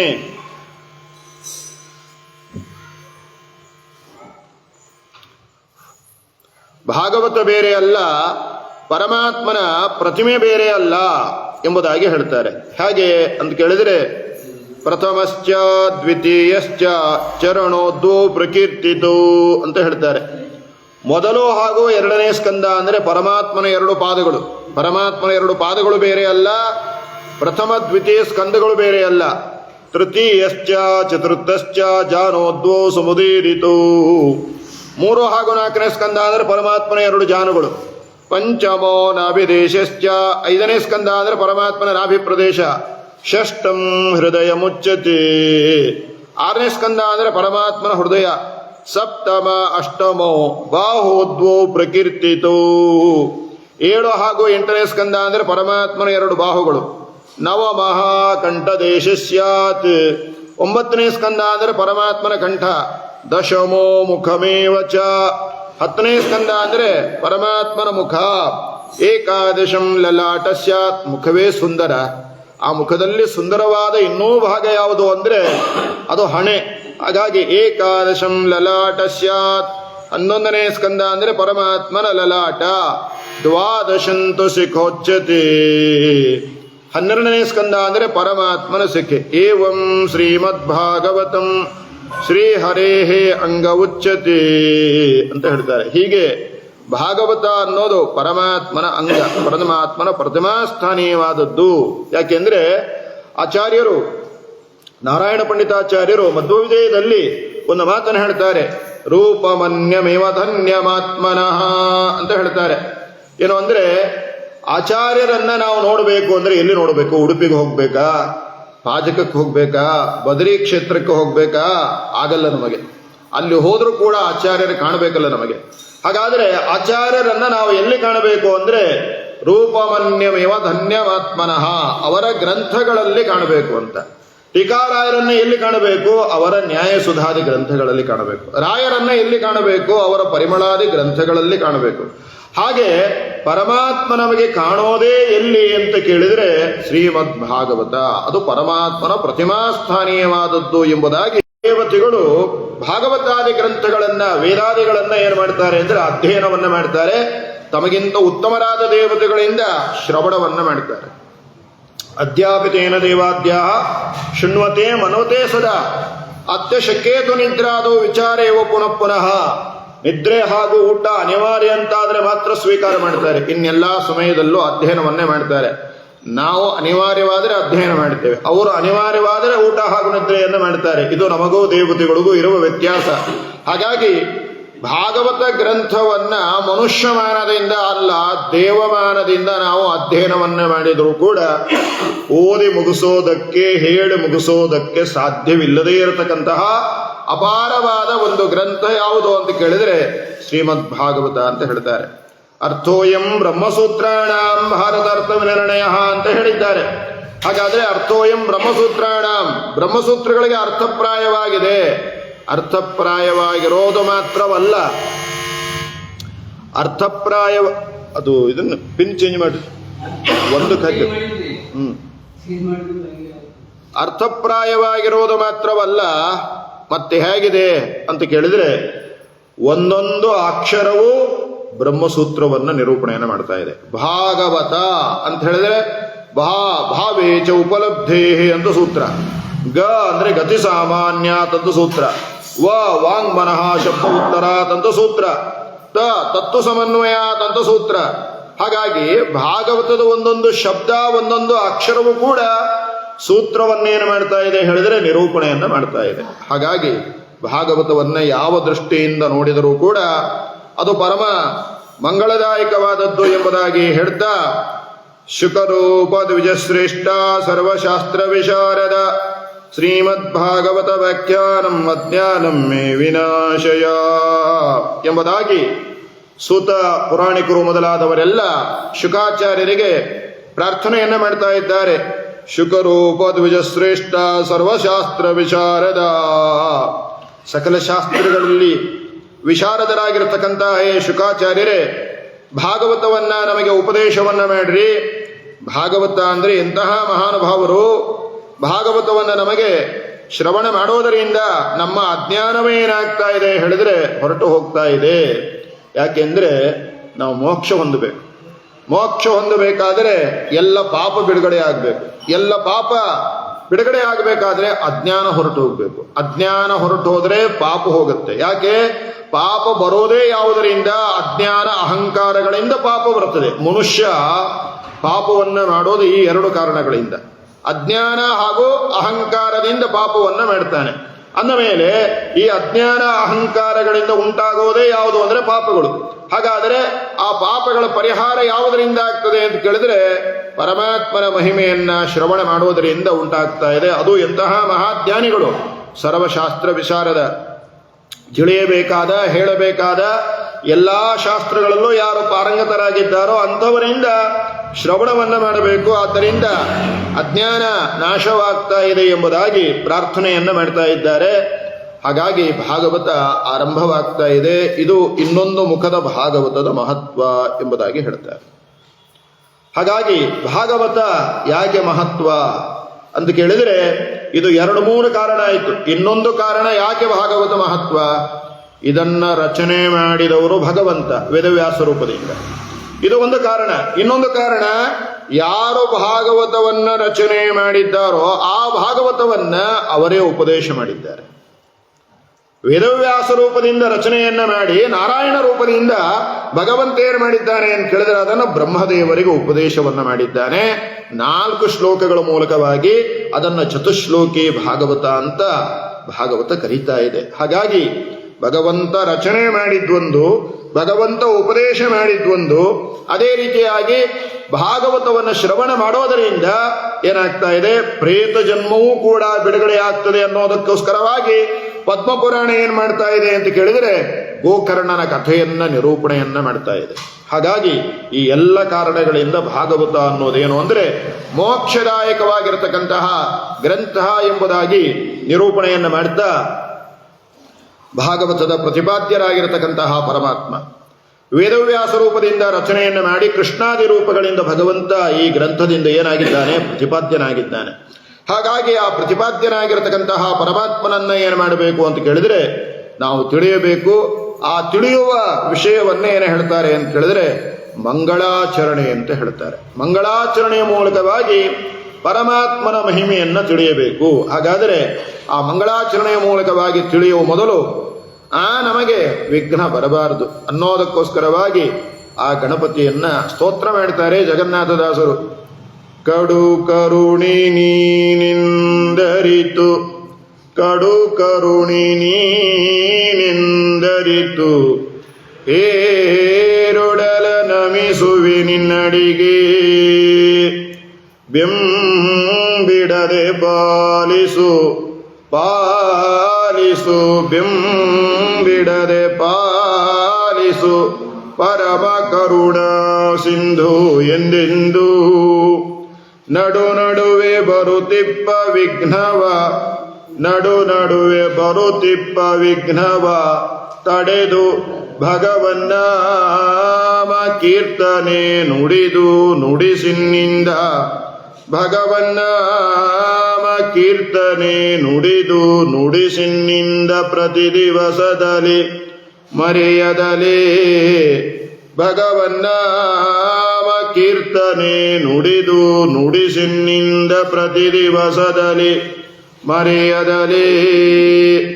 ಹಾಗಾಗಿ ಶ್ರವಣ ರೂಪವಾದ ಸಾಧನೆ ಇದನ್ನ ಮಾಡೋದಕ್ಕೆ ನಾವು ಸ್ವತಂತ್ರರಲ್ಲ. ಮಾಡುವಾಗಲೂ ಕೂಡ ಅನೇಕ ರೀತಿಯಾದ ವಿಘ್ನಗಳು ಬರ್ತದೆ. ಆ ಎಲ್ಲ ವಿಘ್ನವನ್ನ ಪರಿಹಾರ ಮಾಡುವವ ಯಾರು? ವಿಘ್ನೇಶ್ವರ. ವಿಘ್ನೇಶ್ವರ ಪರಿಹಾರ ಮಾಡಬೇಕಾದರೆ ವಿಘ್ನೇಶ್ವರನಲ್ಲಿ ವಿಶ್ವಂಭರ ರೂಪಿಯಾಗಿ ಭಗವಂತ ಇದ್ದಾನೆ. ಆ ವಿಶ್ವಂಭರ ರೂಪಿಯಾಗಿ ಭಗವಂತ ಇದ್ದು ವಿಘ್ನೇಶ್ವರನ ಮೂಲಕವಾಗಿ ನಮಗೆ ಬರುವ ಎಲ್ಲ ವಿಘ್ನವನ್ನ ಏನು ಮಾಡ್ತಾನೆ, ಪರಿಹಾರವನ್ನ ಮಾಡ್ತಾನೆ ಎಂಬುದಾಗಿ ಹೇಳ್ತಾ ಸೂತರು ಶೌನಕಾದಿಗಳಿಗೆ ಭಾಗವತವನ್ನು ಹೇಳ್ತಾ, ಶುಕಾಚಾರ್ಯರು ಪರೀಕ್ಷಿತ ಮಹಾರಾಜನಿಗೆ ಭಾಗವತವನ್ನು ಹೇಳ್ತಾ, ಸ್ವತಃ ವೇದವ್ಯಾಸರು ಭಾಗವತದ ಆರಂಭದಲ್ಲಿ ಮಂಗಳವನ್ನ ಮಾಡ್ತಾ ಇದ್ದಾರೆ. ಅವರು ಪರಮ ಮಂಗಳ ಸ್ವರೂಪರು. ಪವಿತ್ರಾಣಾಂ ಪವಿತ್ರಮ್ಯೋ ಮಂಗಲಾನಾಂಚ ಮಂಗಲಂ. ಪರಮಾತ್ಮನ ನಾಮಸ್ಮರಣೆ ಮಂಗಲ. ಅದಕ್ಕಿಂತ ಮಂಗಲ ಜಗತ್ತಿನಲ್ಲಿ ಮತ್ತೊಂದಿಲ್ಲ. ಪವಿತ್ರಾಣಾಂ ಪವಿತ್ರಮ್ಯೋ ಮಂಗಲಾಂಚನ ಮಂಗಲಂ. ಯಾಕೆ ಅಂದ್ರೆ ನಮಗೆ ಬೆಳಿಗ್ಗೆ ಇದ್ದಾಗಿನಿಂದ ರಾತ್ರಿ ಮಲಗುವ ತನಕ ಎಷ್ಟು ಸಲ ಸ್ನಾನ ಮಾಡಬೇಕಾಗ್ತದೆ? ಏನ್ರಿ ಆಚಾರ ಹಂಗಂತೀರಿ? ಎಲ್ರಿಗೂ ಗೊತ್ತಿರೋ ವಿಷಯ. ಈ ದಾರಿಯಲ್ಲಿದ್ದವರಿಗೆ ಎಲ್ರಿಗೂ ಗೊತ್ತಿರೋ ವಿಷಯ. ನಾವು ಸ್ವಲ್ಪ ಪೇಟೆಗೆ ಹೋಗಿ ಬಂದ್ರೆ, ಆಸ್ಪತ್ರೆಗೆ ಹೋಗಿ ಬಂದ್ರೆ ಸ್ನಾನ ಮಾಡಬೇಕು ಅಂತಹ ಸ್ಥಿತಿ ಇದೆ. ಇನ್ನೂ ಬೇರೆ ಬೇರೆ ಪ್ರಸಂಗಗಳಲ್ಲಿ ಸ್ನಾನ ಮಾಡಬೇಕು. ಹಾಗಾದ್ರೆ ನಮ್ಮ ಈ ದೈನಂದಿನ ಬದುಕಿನಲ್ಲಿ ಸ್ನಾನ ಮಾಡ್ತಾ ಕೂತ್ರೆ ದಿವಸಕ್ಕೊಂದು 10 ಬಾರಿ ಸ್ನಾನ ಮಾಡಬೇಕಾಗ್ತದೆ. ಮಾಡಿದ್ರೆ ಚಲೋ. ಆದರೆ ಏನು ಅದಕ್ಕೇನು ಹೇಳ್ತಾರೆ? ಅಪವಿತ್ರ ಪವಿತ್ರೋವಾ ಸರ್ವಾವಸ್ಥಾಂಗತೋ ಬಿವ ಯಸ್ಮರೇತ್ ಪುಂಡರೀಕಾಕ್ಷಂ ಸಬಾಹ್ಯಾಭ್ಯಂತರ ಶುಚಿ ಎಂಬುದಾಗಿ ಹೇಳ್ತಾರೆ. ನೀನು ಪವಿತ್ರನಾಗಬೇಕಲ್ಲ, ಅಪವಿತ್ರನಾದ ನೀನು ಪವಿತ್ರನಾಗಬೇಕಾದರೆ, ಅಂತರಂಗದ ಬಹಿರಂಗದ ಶುದ್ಧಿ ಆಗಬೇಕಾದರೆ ಏನು ಮಾಡಬೇಕು ಅಂತ ಕೇಳಿದ್ರೆ ಸಬಾಹ್ಯಾಭ್ಯಂತರ ಶುಚಿ. ಪರಮಾತ್ಮನ ನಾಮಸ್ಮರಣೆಯನ್ನ ಮಾಡಪ್ಪ. ಪರಮಾತ್ಮನ ನಾಮಸ್ಮರಣೆಯನ್ನ ಮಾಡದೆ ಯಾವ ಕರ್ಮವನ್ನ ಮಾಡಿದರೂ ಕೂಡ ಅದು ಸಾರ್ಥಕವಾಗೋದಿಲ್ಲ, ವ್ಯರ್ಥವಾಗ್ತಾ ಇದೆ. ಪರಮಾತ್ಮನ ನಾಮಸ್ಮರಣೆಯಿಂದ ಮಾಡಿದ ಕರ್ಮಗಳೆಲ್ಲವೂ ಕೂಡ ಸಾರ್ಥಕವಾಗ್ತಾ ಇದೆ. ಯಜ್ಞ ಮಾಡಿದ್ದೇವೆ, ಯಾಗವನ್ನ ಮಾಡಿದ್ದೇವೆ, ಹೋಮ ಹವನವನ್ನ ಮಾಡಿದ್ದೇವೆ, ಸಂಧ್ಯಾವಂದನೆಯನ್ನು ಮಾಡಿದ್ದೇವೆ. ಯಾವುದನ್ನ ಮಾಡಬೇಕಾದ್ರೂ ಕೂಡ ದೇವರ ನಾಮಸ್ಮರಣೆ ಮಾಡಿದರೆ ಆ ಕರ್ಮ ಸಾರ್ಥಕವಾಗುವುದಿಲ್ಲ. ಅದಕ್ಕೆ ಹೇಳ್ತಾ ಇದ್ದಾರೆ ಸಂಕಲ್ಪ ಮಾಡೋದು. ಸಂಕಲ್ಪ ಮಾಡೋದು 24 ಬಾರಿ ಕೇಶವನ ಭಗವಂತನ ನಾಮಸ್ಮರಣೆಯನ್ನ ಮಾಡೋದರಿಂದ ಆಚಾರ್ಯರು ಹೇಳ್ತಾರೆ, ಯಾಕೆ ಸಂಕಲ್ಪವನ್ನು ಮಾಡೋದು? ಸಂಕಲ್ಪ ಕರ್ಮ ಪಾವನಃ. ನಾವು ಮಾಡುವ ಸಂಕಲ್ಪ ನಾವು ಮಾಡುವ ಕರ್ಮವನ್ನ ಪವಿತ್ರವನ್ನಾಗಿ ಮಾಡ್ತಾ ಇದೆ. ಅದಕ್ಕೋಸ್ಕರವಾಗಿ ಸಂಕಲ್ಪವನ್ನ ಮಾಡೋದು ಇದು ಒಂದು ಉದ್ದೇಶ. ಇನ್ನೊಂದು ಉದ್ದೇಶ, ದೇಶೇ ಗೋದಾವರಿಯ ದಕ್ಷಿಣೇ ತೀರೆ ಅಂತೆಲ್ಲ ಹೇಳ್ತಾ ಭರತವರ್ಷ ಭರತಖಂಡ ಇದು ಎಲ್ಲ ನಿನ್ನ ಸೃಷ್ಟಿ. ಈ ನಿನ್ನ ಸೃಷ್ಟಿಯಲ್ಲಿ ನಾನೆಲ್ಲಿದ್ದೇನೆ, ನಿನ್ನ ಸ್ಥಾನಮಾನ ಏನು, ನನ್ನ ಸ್ಥಾನಮಾನ ಏನು, ನೀನು ಸೃಷ್ಟಿಯಾದಿ ಅಷ್ಟಕರ್ತೃತ್ವನಾಗಿರ್ತಕ್ಕಂಥವ. ಇಂತಹ ಒಂದು ಸೀಮಿತವಾದ ಪ್ರದೇಶದಲ್ಲಿ ನಿನ್ನ ಅನುಗ್ರಹದಿಂದ ನಾನು ಈ ಕರ್ಮವನ್ನ ಮಾಡ್ತಾ ಇದ್ದೇನೆ. ಮಾಡುವ ಕರ್ಮ ಅದೇನಾಗಬೇಕು? ಸಫಲವಾಗಬೇಕು. ಅದನ್ನೇ ರಾಘವೇಂದ್ರ ಸ್ವಾಮಿಗಳು ಪ್ರಾತಃ ಸಂಕಲ್ಪ ಗದ್ಯದಲ್ಲಿ ಏನು ಮಾಡ್ತಾರೆ? ನಿರೂಪಣೆಯನ್ನು ಮಾಡ್ತಾರೆ. ಪರಮಾತ್ಮನ ನಾಮಸ್ಮರಣೆಯಿಂದ ಮಾತ್ರವಲ್ಲ, ನಿನ್ನ ಹೆಸರಿನಿಂದ ಸರ್ವಕರ್ಮ ಕಾರಯಿತ್ರ, ಸರ್ವಕರ್ಮ ಪ್ರೇರಯಿತ್ರ, ಸರ್ವಕರ್ಮವನ್ನ ಮಾಡಿಸ್ತಕ್ಕಂಥವ ನೀನು. ಸರ್ವಕರ್ಮ ಸ್ವಾಮಿನ, ಎಲ್ಲ ಕರ್ಮದ ಸ್ವಾಮಿ ಯಾರು? ನೀನು ಎಂಬುದಾಗಿ ಪ್ರಾಣದೇವರಿಗೆ ಹಾಗೂ ಪರಮಾತ್ಮನಿಗೆ ರಾಯರು ಪ್ರಾರ್ಥನೆಯನ್ನ ಮಾಡ್ತಾರೆ. ಹಾಗಾಗಿ ಅಂತಹ ಪರಮಾತ್ಮ ಪರಮ ಮಂಗಳ ಸ್ವರೂಪ. ಮಂಗಳ ದೇವತೆ ಯಾರು? ಭಾಗವತದಲ್ಲಿ ಹೇಳ್ತಾರೆ, ರಮಾ ಮಂಗಳ ದೇವತ. ವಾದಿರಾಜ ಸ್ವಾಮಿಗಳು ತಮ್ಮ ಗ್ರಂಥಗಳನ್ನು ನಿರೂಪಣೆಯನ್ನು ಮಾಡುವಾಗ ರಮಾ ಮಂಗಳ ದೇವತ ಅಂತ ಹೇಳ್ತಾರೆ. ಇಡೀ ಜಗತ್ತಿಗೆ ಪರಮ ಮಂಗಳ ದೇವತೆ ಯಾರು ಅಂದ್ರೆ ಮಹಾಲಕ್ಷ್ಮೀ ದೇವಿ. ಹಾಗಾದ್ರೆ ದೇವರೇನು? ಹಾಗಿದ್ರೆ ಲಕ್ಷ್ಮೀ ದೇವಿ ಮಂಗಳ ದೇವತೆ ಆದ್ರೆ ದೇವರೇನು ಅಂತ ಕೇಳಿದ್ರೆ, ಮಹಾಲಕ್ಷ್ಮೀ ದೇವಿಗೆ ಪರಮ ಮಂಗಳ ಬಂದದ್ದೇ ಯಾರಿಂದ ಅಂದ್ರೆ ಪರಮಾತ್ಮನಿಂದ. ನಿತ್ಯ ಮುತ್ತೈದೆ ಅವಳು, ನಿತ್ಯ ಮುಕ್ತಳು, ನಿರ್ವಿಕಾರಳು. ಆ ನಿತ್ಯ ಮುಕ್ತಳು ನಿರ್ವಿಕಾರಗಳು ಅವಳಾಗಬೇಕಾದ್ರೆ ಅವಳಿಗೆ ನಿತ್ಯ ಮುಕ್ತತ್ವವನ್ನ, ನಿರ್ವಿಕಾರತ್ವವನ್ನ, ನಿತ್ಯ ಮುತ್ತೈದತನವನ್ನ ಕೊಟ್ಟವರು ಯಾರು ಅಂತ ಕೇಳಿದ್ರೆ ಪರಮಾತ್ಮ. ಒಂದು ವೇಳೆ ಪರಮಾತ್ಮನಿಗೂ ಕೂಡ ಬ್ರಹ್ಮಾದಿ ದೇವತೆಗಳ ಹಾಗೆ ದೇಹದ ನಾಶ ಇತ್ತು ಅಂತಾದ್ರೆ ಅವಳು ನಿತ್ಯ ಮುತ್ತೈದೆ ಆಗ್ತಾ ಇರಲಿಲ್ಲ, ನಿತ್ಯ ಮುಕ್ತಳಾಗ್ತಾ ಇರಲಿಲ್ಲ. ಆ ಕಾರಣಕ್ಕೋಸ್ಕರವಾಗಿ ಪರಮ ಮಂಗಳ ಸ್ವರೂಪ ಯಾರು ಅಂತ ಕೇಳಿದ್ರೆ ಮಹಾಲಕ್ಷ್ಮೀ ದೇವಿ. ಆ ಮಹಾಲಕ್ಷ್ಮೀ ದೇವಿಗೂ ಪರಮ ಮಂಗಳವನ್ನ ಪ್ರದಾನ ಮಾಡಿದವ ಪರಮಾತ್ಮ. ಹಾಗಾಗಿ ಅಂತಹ ಪರಮಾತ್ಮನ ಮಂಗಳವನ್ನ ಹೇಳ್ತಾ ಇದ್ದಾರೆ. ಜನ್ಮಾದ್ಯಶ್ಯಯತುಂವಯಾದಿತರತಶ್ಚಾರ್ತೇಷು ವಿಘ್ನೇಶ್ವರಾಟ್ ತೇನೇ ಬ್ರಹ್ಮ ಹೃದಯ ಆದಿ ಕವೈ ಮುಹ್ಯಂತಿ ಯಂ ಸೂರಯಃ ತೇಜೋ ವಾರಿಮೃದಾಂ ಯಥಾ ವಿನಿಮಯೋ ಯತ್ರ ತ್ರಿಸರ್ಗೋ ಮೃಷಾ ಧಾಮ್ನಾ ಸ್ವೇನ ಸದಾ ನಿರಸ್ತಕುಹಕಂ ಸತ್ಯಂ ಪರಂ ಧೀಮಹಿ ಎಂಬುದಾಗಿ ಆ ಭಗವಂತನ ಮಹಿಮೆಯನ್ನು ಹೇಳ್ತಾರೆ. ಏನಪ್ಪ ನಿಮ್ಮ ಭಗವಂತನ ಮಹಿಮೆ? ಬರೀ ಮತ್ತೇನಿದ್ರು ಭಗವಂತನ ಮಹಿಮೆ ಭಗವಂತನ ಮಹಿಮೆ ಅಂತ ಹೇಳ್ತೀರಿ. ಏನದು ನಿಮ್ಮ ಭಗವಂತನ ಮಹಿಮೆ ಅಂತ ಹೇಳಿದ್ರೆ ಅದಕ್ಕೆ ಹೇಳ್ತಾರೆ, ಜನ್ಮಾದ್ಯಶ್ಯಯತಃ. ಇಡೀ ಜಗತ್ತಿನ ಸೃಷ್ಟಿ ಸ್ಥಿತಿ ಲಯ ನಿಯಮನ ಜ್ಞಾನ ಅಜ್ಞಾನ ಬಂಧ ಮೋಕ್ಷ ಇವುಗಳನ್ನ ಮಾಡೋದೇ ಭಗವಂತನ ಮಹಿಮೆ ಅಂತ ಹೇಳ್ತಾರೆ. ಹಾಗಾದ್ರೆ ಅದನ್ನ ಬೇರೆ ಯಾರು ಮಾಡೋದಕ್ಕೆ ಸಾಧ್ಯವಿಲ್ಲವೇನೋ ಅಂತ ಕೇಳಿದ್ರೆ ಬೇರೆ ಯಾರು ಮಾಡೋದಕ್ಕೆ ಸಾಧ್ಯ ಇಲ್ಲಪ್ಪ. ಯಾಕೆ ಬೇರೆಯವರಿಗೆ? ಲಕ್ಷ್ಮೀದೇವಿ ಮಾಡ್ಲಿಕ್ಕೆ ಸಾಧ್ಯ ಇಲ್ಲ, ಬ್ರಹ್ಮ ರುದ್ರಾದಿ ದೇವತೆಗಳು ಮಾಡೋದಕ್ಕೆ ಸಾಧ್ಯವಿಲ್ಲ. ಯಾಕೆ ಮಾಡೋದಕ್ಕೆ ಸಾಧ್ಯವಿಲ್ಲ ಅಂದ್ರೆ ಅವರು ಸ್ವತಂತ್ರರಲ್ಲ. ಯಾರು ಸ್ವತಂತ್ರರು? ಸಾರ್ವಕಾಲಿಕವಾದ ಸ್ವತಂತ್ರರಾಗಿರಬೇಕು. ಯಾರು ಸೃಷ್ಟಿಯನ್ನ ಮಾಡ್ತಾರೋ ಅವರು ಒಂದು ಕಾಲಕ್ಕೆ, ಈ ಒಂದು ಕಲ್ಪದಲ್ಲಿ ಸ್ವತಂತ್ರ, ಮುಂದಿನ ಕಲ್ಪದಲ್ಲಿ ಏನು ಅಂತ ಗೊತ್ತಿಲ್ಲ, ಹಿಂದಿನ ಕಲ್ಪದಲ್ಲಿ ಯಾರು ಅಂತ ಗೊತ್ತಿಲ್ಲ ಅಂತ ಇಲ್ಲ. ಭಗವಂತನ ಸ್ವತಂತ್ರತ್ವ ಸರ್ವಜ್ಞತ್ವ ದೇಶ ಕಾಲ ಗುಣಗಳಿಂದ ಅತೀತವಾದದ್ದು. ಹಾಗಾಗಿ ಸಾರ್ವಕಾಲಿಕವಾದ ಸರ್ವಜ್ಞತ್ವ ಅನ್ನೋದು ಯಾರಲ್ಲಿದೆ ಅಂತ ಕೇಳಿದ್ರೆ ಪರಮಾತ್ಮನಲ್ಲಿ ಇದೆ. ಆದ್ದರಿಂದ ಎಸ್ ಸರ್ವಜ್ಞ ಸರ್ವವಿತ್ ಸರ್ವದೋಷ ವಿವರ್ಜಿತ. ಯಾರು ಸಾರ್ವಕಾಲಿಕವಾಗಿ ಸರ್ವಜ್ಞನಾಗಿದ್ದಾನೋ, ಸದಾ ಕಾಲದಲ್ಲೂ ದೋಷರಹಿತನಾಗಿದ್ದಾನೋ ಆ ಭಗವಂತನೇ ಏನಾಗಿದ್ದಾನೆ? ಜಗಜ್ಜನ್ಮಾದಿ ಕಾರಣನಾಗಿದ್ದಾನೆ ಅಂತ ಹೇಳ್ತಾರೆ. ಹಾಗಾಗಿ ಯಾರು ಜಗಜ್ಜನ್ಮಾದಿ ಕಾರಣರಾಗೋದಕ್ಕೆ ಸಾಧ್ಯವಿದೆ? ಎಲ್ಲರೂ ಆಗೋದಕ್ಕೆ ಸಾಧ್ಯವಿಲ್ಲ. ಯಾರಲ್ಲಿ 3 ಶಕ್ತಿ ಸ್ವತಂತ್ರವಾಗಿದೆಯೋ ಅವರು ಜಗಜ್ಜನ್ಮಾದಿ ಕಾರಣರಾಗೋದಕ್ಕೆ ಸಾಧ್ಯ ಇದೆ. ಇಚ್ಛಾಶಕ್ತಿ, ಜ್ಞಾನಶಕ್ತಿ, ಕ್ರಿಯಾಶಕ್ತಿ. ಈ 3 ಯಾರಲ್ಲಿ ಸ್ವತಂತ್ರವಾಗಿದ್ದಾವೋ ಅವರು ಜಗಜ್ಜನ್ಮಾದಿ ಕಾರಣರಾಗೋದಕ್ಕೆ ಸಾಧ್ಯ ಇದೆ. ಇಚ್ಛಾಶಕ್ತಿ, ಜ್ಞಾನಶಕ್ತಿ, ಕ್ರಿಯಾಶಕ್ತಿ ಎಲ್ಲರಲ್ಲೂ ಇರ್ತದೆ. ಲಕ್ಷ್ಮೀದೇವಿಯಿಂದ ಆರಂಭ ಮಾಡಿಕೊಂಡು ತೃಣಾಂತ ಜೀವರಾಶಿಗಳಲ್ಲೂ ಏನಿದೆ? ಇಚ್ಛಾಶಕ್ತಿ ಇದೆ. ನಮಗೆ ಇಚ್ಛಾ ಅದ ಇಲ್ಲ, ಮತ್ತು ಹಂಗೆ ಮಾಡಬೇಕು ಹಿಂಗೆ ಮಾಡಬೇಕು ಅಂತ ಇಚ್ಛಾ ಇಲ್ಲದೆ ಮನುಷ್ಯ ಬದುಕೋದಕ್ಕೆ ಆಗೋದಿಲ್ಲ. ಕ್ರಿಯಾಶಕ್ತಿ, ಅದೇ ರೀತಿಯಾಗಿ ಜ್ಞಾನಶಕ್ತಿ. ನಮ್ಮ ಯೋಗ್ಯತೆಗೆ ಅನುಗುಣವಾಗಿ ಇಚ್ಛಾ, ಧ್ಯಾನ, ಕ್ರಿಯೆ ಎಲ್ಲವೂ ಇದೆ. ಆದರೆ ಭಗವಂತನಿಗೆ ಅಬಾಧಿತವಾಗಿದೆ. ಆದ್ದರಿಂದ ಭಗವಂತ ಅವನ ಇಚ್ಛೆ ಹೇಗಿದೆ ಅಂತ ಕೇಳಿದ್ರೆ ಶಾಸ್ತ್ರಗಳು ಹೇಳ್ತವೆ, ಇಚ್ಛಾ ಮಾತ್ರಂ ಪ್ರಭೋ ಸೃಷ್ಟಿ ಅಂತ ಹೇಳ್ತಾರೆ. ಇಚ್ಛಾ ಮಾತ್ರದಿಂದ ಭಗವಂತ ಏನು ಮಾಡ್ತಾನೆ? ಸೃಷ್ಟಿಯನ್ನ ಮಾಡ್ತಾನೆ. ಹಾಗಾದರೆ ಬೇರೆಯವರು ಸೃಷ್ಟಿ ಮಾಡ್ತಾರೆ, ಬ್ರಹ್ಮದೇವರು ಸೃಷ್ಟಿ ಮಾಡ್ತಾರೆ, ಲಕ್ಷ್ಮೀದೇವಿ ಸೃಷ್ಟಿಯನ್ನ ಮಾಡ್ತಾಳೆ. ಹೇಗೆ ಸೃಷ್ಟಿ ಮಾಡ್ತಾರೆ? ಭಗವಂತನಿಂದ ದತ್ತವಾದ ಸ್ವಾತಂತ್ರ್ಯದಿಂದ, ಭಗವಂತನ ಇಚ್ಛೆಯಂತೆ ಅವರೇನು ಮಾಡ್ತಾರೆ? ಎಂಕಾಮಯೇದಂತ ಮುಗ್ರಂ ಕೃಣೋಮಿ ತಂ ಬ್ರಹ್ಮಾಣಂ ತಂ ಋಷಿಂ ಸುಮೇಧಾ ಎಂಬುದಾಗಿ ಯಾರನ್ನ ಬ್ರಹ್ಮನನ್ನಾಗಿ ರುದ್ರನನ್ನಾಗಿ ಮಾಡಬೇಕೋ ಅವರನ್ನೆಲ್ಲ ಆಯಾಯ ಪದವಿಯಲ್ಲಿ ಕೂರಿಸ್ತಾಳೆ. ಆದರೆ ಮಮಯೋನಿಹಿ ಅಪ್ಸು ಅಂತ ಸಮುದ್ರೆ, ನನ್ನ ಈ ಸಾಧನೆ, ನನ್ನ ಈ ಸೃಷ್ಟಿ ಕಾರ್ಯ ಪರಮಾತ್ಮನಿಂದ ದತ್ತವಾದ ಸ್ವಾತಂತ್ರ್ಯದಿಂದ ಉಂಟಾಗಿದೆ ಎಂಬುದಾಗಿ ಹೇಳ್ತಾಳೆ. ಹಾಗಾಗಿ ಭಗವಂತನ ಸೃಷ್ಟಿ ಹಾಗಲ್ಲ. ಲಕ್ಷ್ಮೀ ಬ್ರಹ್ಮಾದಿಗಳು ಮಾಡುವಂತಹ ಸೃಷ್ಟಿ ಭಗವಂತನದ್ದಲ್ಲ. ಇಚ್ಛಾ ಮಾತ್ರಂ ಪ್ರಭೋ ಸೃಷ್ಟಿ, ಇಚ್ಛಾ ಮಾತ್ರದಿಂದ ಏನು ಮಾಡ್ತಾನೆ? ಸೃಷ್ಟಿಯನ್ನು ಮಾಡ್ತಾನೆ. ಹಾಗಾದರೆ ಅವನು ಸೃಷ್ಟಿಯನ್ನ ಮಾಡಬೇಕಾದ್ರೆ ದೇಶ, ಕಾಲ, ಗುಣ, ಪ್ರಕೃತಿ, ಪಂಚಮಹಾಭೂತಗಳು, 25 ತತ್ವಗಳು ಇವ್ಯಾವುದರ ಅಪೇಕ್ಷೆ ಇಲ್ಲ, ಇದ್ಯಾವುಗಳ ಅವಲಂಬನೆ ಇಲ್ಲ.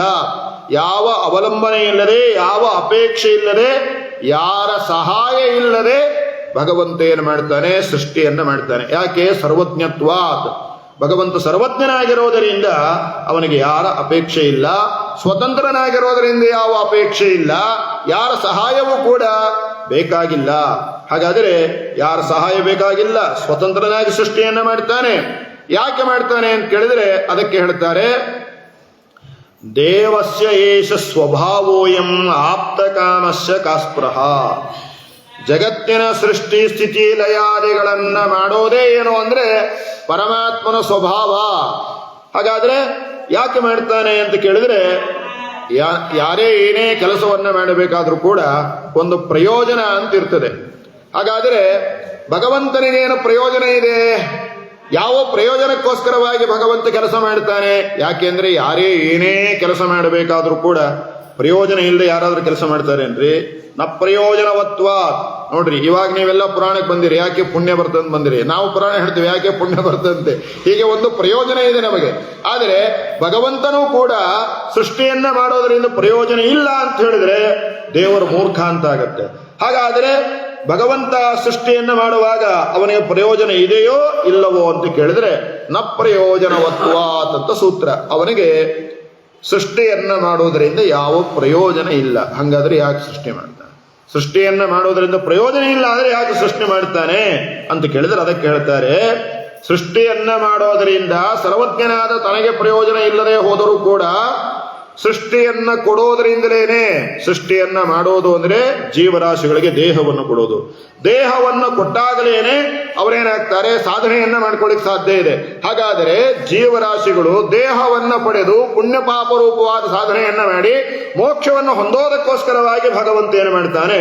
ಸೃಷ್ಟಿಯನ್ನ ಮಾಡ್ತಾನೆ. ಆದ್ದರಿಂದ ಪರಮಾತ್ಮನ ಸೃಷ್ಟಿ ಇದೇನಲ್ಲ, ವ್ಯರ್ಥವಾದದ್ದಲ್ಲ ಎಂಬುದಾಗಿ ಪರಮಾತ್ಮನ ಸೃಷ್ಟಿ ಸ್ಥಿತಿಚ್ಚ ಸಂಹಾರೋ ನೀತಿ ಜ್ಞಾನ ಮಾವೃತಿ ಬಂದ ಮೋಕ್ಷೋಜ ಪುರುಷಾತ್ ಯಸ್ಸಾಸ್ಮ ಹರಿರೇಕರಾಟ್ ಎಂಬುದಾಗಿ ಆಚಾರ್ಯರು ಬ್ರಹ್ಮಸೂತ್ರ ಭಾಷ್ಯದಲ್ಲಿ ಸ್ಕಾಂದ ಪುರಾಣದ ವಚನವನ್ನು ಉದಾಹರಣೆ ಮಾಡಿ ನಿರೂಪಣೆಯನ್ನ ಮಾಡ್ತಾ ಇದ್ದಾರೆ. ಏನಂತ? ಸೃಷ್ಟಿ ಸ್ಥಿತಿ ನಿಯಮನ ಜ್ಞಾನ ಅಜ್ಞಾನ ಬಂಧ ಮೋಕ್ಷ ಯಸ್ಮಾತ್, ಯಾವ ಪರಮಾತ್ಮನಿಂದಲೇನೇ ಆಗ್ತಾ ಇದ್ದಾವೋ ಸ್ವಹ ಹರಿರೇಕರಾಟ್, ಅವನೇ ಸರ್ವಜ್ಞ ಎಂಬುದಾಗಿ ಹೇಳ್ತಾ ಇದ್ದಾರೆ. ಆದ್ದರಿಂದ ಮೊದಲೇ ಮಹಿಮೆ ಏನು ಅಂತ ಕೇಳಿದರೆ ಅದನ್ನು ಕೊಟ್ಟು ಹೋಗ್ರಿಲ್ಲ. ಮತ್ತು ನಮಗ ಯಸ್ಮಾತ್ ಸ ಹರಿರೇಕರಾಟ್. ಆದ್ದರಿಂದ ಆ ಪರಮಾತ್ಮ ಅದ ಚಿಲನೆ ಇಟ್ಟು ಯಸ್ಮಾತ್ ಸ ಹರಿರೇಕರಾಟ್ ಎಂಬುದಾಗಿ ಆ ಭಗವಂತನ ಮಹಿಮೆಯನ್ನು ಹೇಳ್ತಾ, ಬೇರೆ ಯಾರೂ ಕೂಡ ಸಮರ್ಥರಲ್ಲ, ಅವನೇ ಸರ್ವಸಮರ್ಥ. ಒಂದು ಕಾಲ ಒಂದು ಯುಗ ಅಲ್ಲ, ಅನಾದಿ ಕಾಲದಿಂದ ಅವನೇ ಸಮರ್ಥ ಅಂತ ಶಾಸ್ತ್ರಗಳು ನಿರೂಪಣೆಯನ್ನು ಮಾಡ್ತವೆ. ಹಾಗಾಗಿ ಇದು ಭಗವಂತನ ಮಹಿಮೆ. ಯಾಕೆಂದ್ರೆ ಕೆಲವೊಮ್ಮೆ ಏನಾಗಬಹುದು, ಈ 5 ವರ್ಷ 10 ವರ್ಷ ಬಂದದ್ದು ನೋಡ್ರಿ. ಹಂಗಾಗಿ ಭಗವಂತನಿಗೂ ಹಾಗೆ ವ್ಯವಸ್ಥೆ ಇದೆ ಏನೋ, ಒಂದು ಯುಗ, ಒಂದು ಕಲ್ಪ, ಒಂದು ಬ್ರಹ್ಮಕಲ್ಪ ಅಂತ ವ್ಯವಸ್ಥೆ ಇದೆ ಏನೋ ಅಂತ ಕೇಳಿದ್ರೆ, ಅನಂತ ಕೋಟಿ ಬ್ರಹ್ಮದೇವರಾಗಿ ಹೋದರೂ ಕೂಡ ಬ್ರಹ್ಮದೇವರ ಪದವಿ ಬದಲಾಗ್ತದೆ, ದೇಹ ಬದಲಾಗ್ತದೆ, ಎಲ್ಲವೂ ಬದಲಾಗ್ತಾ ಇದೆ. ಆದರೆ ಭಗವಂತನ ವ್ಯವಸ್ಥೆ ಮಾತ್ರ ಏನಿಲ್ಲ ಅಂತ ಕೇಳಿದ್ರೆ ಬದಲಾಗುವುದಿಲ್ಲ. ಅನಾದಿ ಕಾಲದಿಂದ ಅವನೇ ನಿಯಾಮಕ, ಅವನೇ ಸೃಷ್ಟಿಕರ್ತ, ಅವನೇ ಪಾಲನಕರ್ತ, ಎಲ್ಲವೂ ಕೂಡ ಅವನೇ ಆಗಿದ್ದಾನೆ. ಸರ್ವಾವಸ್ಥಾ ಪ್ರೇರಕಶ್ಚ ಸಏಕೋ ಪರಮೇಶ್ವರ. ಎಲ್ಲ ಅವಸ್ಥೆಗಳಲ್ಲೂ ಪ್ರೇರಕ, ನಿಯಾಮಕ ಅವನಾಗಿದ್ದಾನೆ ಎಂಬುದಾಗಿ ಶಾಸ್ತ್ರಗಳು ನಿರೂಪಣೆಯನ್ನು ಮಾಡ್ತಾ ಜನ್ಮಾದ್ಯಶ್ಯ ಯತೋನ್ವಯಾತ್ ಎಂಬುದಾಗಿ ಹೇಳ್ತಾರೆ. ಅನ್ವಯಾತ್ ಅಂತ ಹೇಳಿದ್ರೆ ಭಗವಂತನೇ ಜಗಜ್ಜನ್ಮಾದಿ ಕಾರಣ ಅನ್ನೋದಕ್ಕೆ ಏನು ಆಧಾರ ಎಂಬುದಾಗಿ ಹೇಳ್ತಾರೆ. ಅವನೇ ಜಗಜ್ಜನ್ಮಾದಿ ಕಾರಣ. ಯಾಕೆಂದ್ರೆ ನಿಮ್ಮ ದೇವರಪ್ಪ, ಹಾಗಾಗಿ ನೀವೇನು ಬೇಕಾದ್ದು ಹೇಳ್ತೀರಿ ಅಂತ ಹೇಳಿದ್ರೆ ಅದಕ್ಕೆ ಶ್ರೀಮದಾಚಾರ್ಯರು ಹೇಳ್ತಾರೆ, ನಾವು ಪರಮಾತ್ಮನ ವಿಷಯದಲ್ಲಿ ಏನೇ ಹೇಳಬೇಕಾದ್ರೂ ಕೂಡ, ಏನೇ ಮಾತಾಡಬೇಕಾದ್ರೂ ಕೂಡ ಪ್ರಮಾಣ ಇಲ್ಲದೆ ಏನೂ ಮಾತಾಡೋದಿಲ್ಲ. ನಮ್ಮ ದೇವರು ಅಂತ ನಾವೇನು ಹೇಳಲ್ಲ. ಆ ದೇವರು ದೇವದೇವೋತ್ತಮ, ಅವನು ಸಾರ್ವಕಾಲಿಕ ದೇವರು, ಹಾಗಾಗಿ ನಾವು ಅವನ ಬಗ್ಗೆ ಹೇಳ್ತೀವಿ ಅಂತ ಹೇಳ್ತಾರೆ. ಹಾಗಾಗಿ ಅವನು ಜಗಜ್ಜನ್ಮಾದಿ ಕಾರಣ ಅನ್ನೋ ವಿಷಯದಲ್ಲಿ ಏನಿದೆ, ಶ್ರುತಿಗಳನ್ನ ನಾವು ಅಪೌರುಷೇಯವಾದ ಶ್ರುತಿಗಳನ್ನು ಉದಾಹರಣೆಯಾಗಿ ಕೊಡ್ತೇವೆ. ಅವನೇ ಜಗಜ್ಜನ್ಮಾದಿ ಕಾರಣ, ಬೇರೆ ಯಾರು ಅಲ್ಲ ಅನ್ನೋದಕ್ಕೆ ಏನು ಪ್ರಮಾಣ ಕೊಡ್ತೀರಿ? ಯತೋ ವಾ ಇಮಾನಿ ಭೂತಾನಿ ಜಾಯಂತೆ ಏನ ಜಾತಾನಿ ಜೀವಂತಿ ಯತ್ ಪ್ರಯಂತಿ ಅಭಿಶಂವಿಶಂತೀತಿ ತದ್ವಿಜಿಜ್ಞಾಸಸ್ವ ತದ್ಬ್ರಹ್ಮೇತಿ ಎಂಬುದಾಗಿ ಶ್ರುತಿಗಳು ಹೇಳುತ್ತವೆ. ಏನಿದರ ಅರ್ಥ? ಶ್ರುತಿಗಳು ಅಂದ್ರೆ ವೇದಗಳು, ಅಪೌರುಷೇಯವಾದದ್ದು. ಏನೋ ನೀವು ರಚನೆ ಮಾಡಿದ್ದಲ್ಲ, ನಾವು ರಚನೆ ಮಾಡೋದಾದ್ರೆ ಎಲ್ಲ ಅವನೇ ಅಂತ ಹೇಳಬಹುದು. ಆದರೆ ಅಪೌರುಷೇಯವಾದ ಶ್ರುತಿಗಳ ನಿರೂಪಣೆಯನ್ನು ಮಾಡ್ತಾ ಇದ್ದಾವೆ. ಯಥೋವಾ ಇಮಾನಿ ಭೂತಾನಿ ಜಾಯಂತೆ, ಯಾವ ಪರಮಾತ್ಮನಿಂದಲೇನೆ ಇಡೀ ಜಗತ್ತು ಸೃಷ್ಟಿಯಾಗಿದೆ, ಸೃಷ್ಟಿಯಾದದ್ದು ಪಾಲನೆಯನ್ನು ಪಡೀತಾ ಇದೆ. ಪಾಲನೆಯನ್ನು ಪಡೆದು ಕೊನೆಗೆ ಯತ್ ಪ್ರಯಂತಿ ಅಭಿಶಂವಿಶಂತೀತಿ, ಯಾವುದು ಕೊನೆಯಲ್ಲಿ ಪರಮಾತ್ಮನಲ್ಲೇನೆ ಲಯವನ್ನು ಹೊಂದ್ತಾ ಇದೆ. ತದ್ವಿಜಿಜ್ಞಾಸಸ್ವ, ಅವನನ್ನ ತಿಳ್ಕೋ ಅಂತ. ಏನಂತ ತಿಳ್ಕೋಬೇಕು? ತದ್ವಿಜ್ಞಾಸಸ್ವ ತದ್ಬ್ರಹ್ಮೇತಿ, ಅವನನ್ನೇ ಬ್ರಹ್ಮ ಅಂತ ತಿಳ್ಕೋ. ಬ್ರಹ್ಮ ಅಂದ್ರೆ ಮತ್ತೆ ಬಂತಲ್ಲ, ಗದ್ಲಾಯಿತಲ್ಲ, ಸಂಶಯ ಬಂತಲ್ಲ. ಬ್ರಹ್ಮ ಅಂದ್ರೆ ಚತುರ್ಮುಖ ಬ್ರಹ್ಮ ಅಲ್ಲ. ತತ್ವಜಿಜ್ಞಾಸಸ್ವ ತದ್ಬ್ರಹ್ಮೇತಿ ಅಂದ್ರೆ ಶ್ರುತಿಗೆ ಯಾವ ಬ್ರಹ್ಮನ ಅಭಿಪ್ರಾಯ ಇದೆ ಅಂತ ಕೇಳಿದ್ರೆ ಬೃಹತ್ವಾದ್ ಬೃಹನ್ನಾಮ. ಇಡೀ ದೇಶತಃ ಕಾಲತಃ ಗುಣತಃ ಸರ್ವತ್ರ ವ್ಯಾಪ್ತನಾದ ಪರಮಾತ್ಮನೇ ಬ್ರಹ್ಮ ಶಬ್ದ ವಾಚ್ಯ. ಬ್ರಹ್ಮ ಶಬ್ದ ವಿಷ್ಣಾವೇವ ಎಂಬುದಾಗಿ ಆಚಾರ್ಯರು ಬ್ರಹ್ಮಸೂತ್ರ ಭಾಷೆಯಲ್ಲಿ ನಿರೂಪಣೆಯನ್ನು ಮಾಡ್ತಾರೆ. ಬ್ರಹ್ಮ ಶಬ್ದ ಜೀವನನ್ನು ಹೇಳೋದಿಲ್ಲ ಅಥವಾ ವೇದವನ್ನು ಹೇಳೋದಿಲ್ಲ. ಬ್ರಹ್ಮ ಅನ್ನೋ ಶಬ್ದಕ್ಕೆ ವೇದ ಅಂತ ಅರ್ಥ. ಹಾಗಾಗಿ ಬ್ರಹ್ಮ ಶಬ್ದ ಚತುರ್ಮುಖ ಬ್ರಹ್ಮನನ್ನೇ ಹೇಳೋದಿಲ್ಲ. ಹಾಗಾದ್ರೆ ಬ್ರಹ್ಮ ಶಬ್ದ ಯಾರನ್ನೇ ಹೇಳ್ತಾ ಇದೆ ಅಂದ್ರೆ ಪರಬ್ರಹ್ಮನಾದ ಪರಮಾತ್ಮನನ್ನೇ ಹೇಳ್ತಾ ಇದೆ.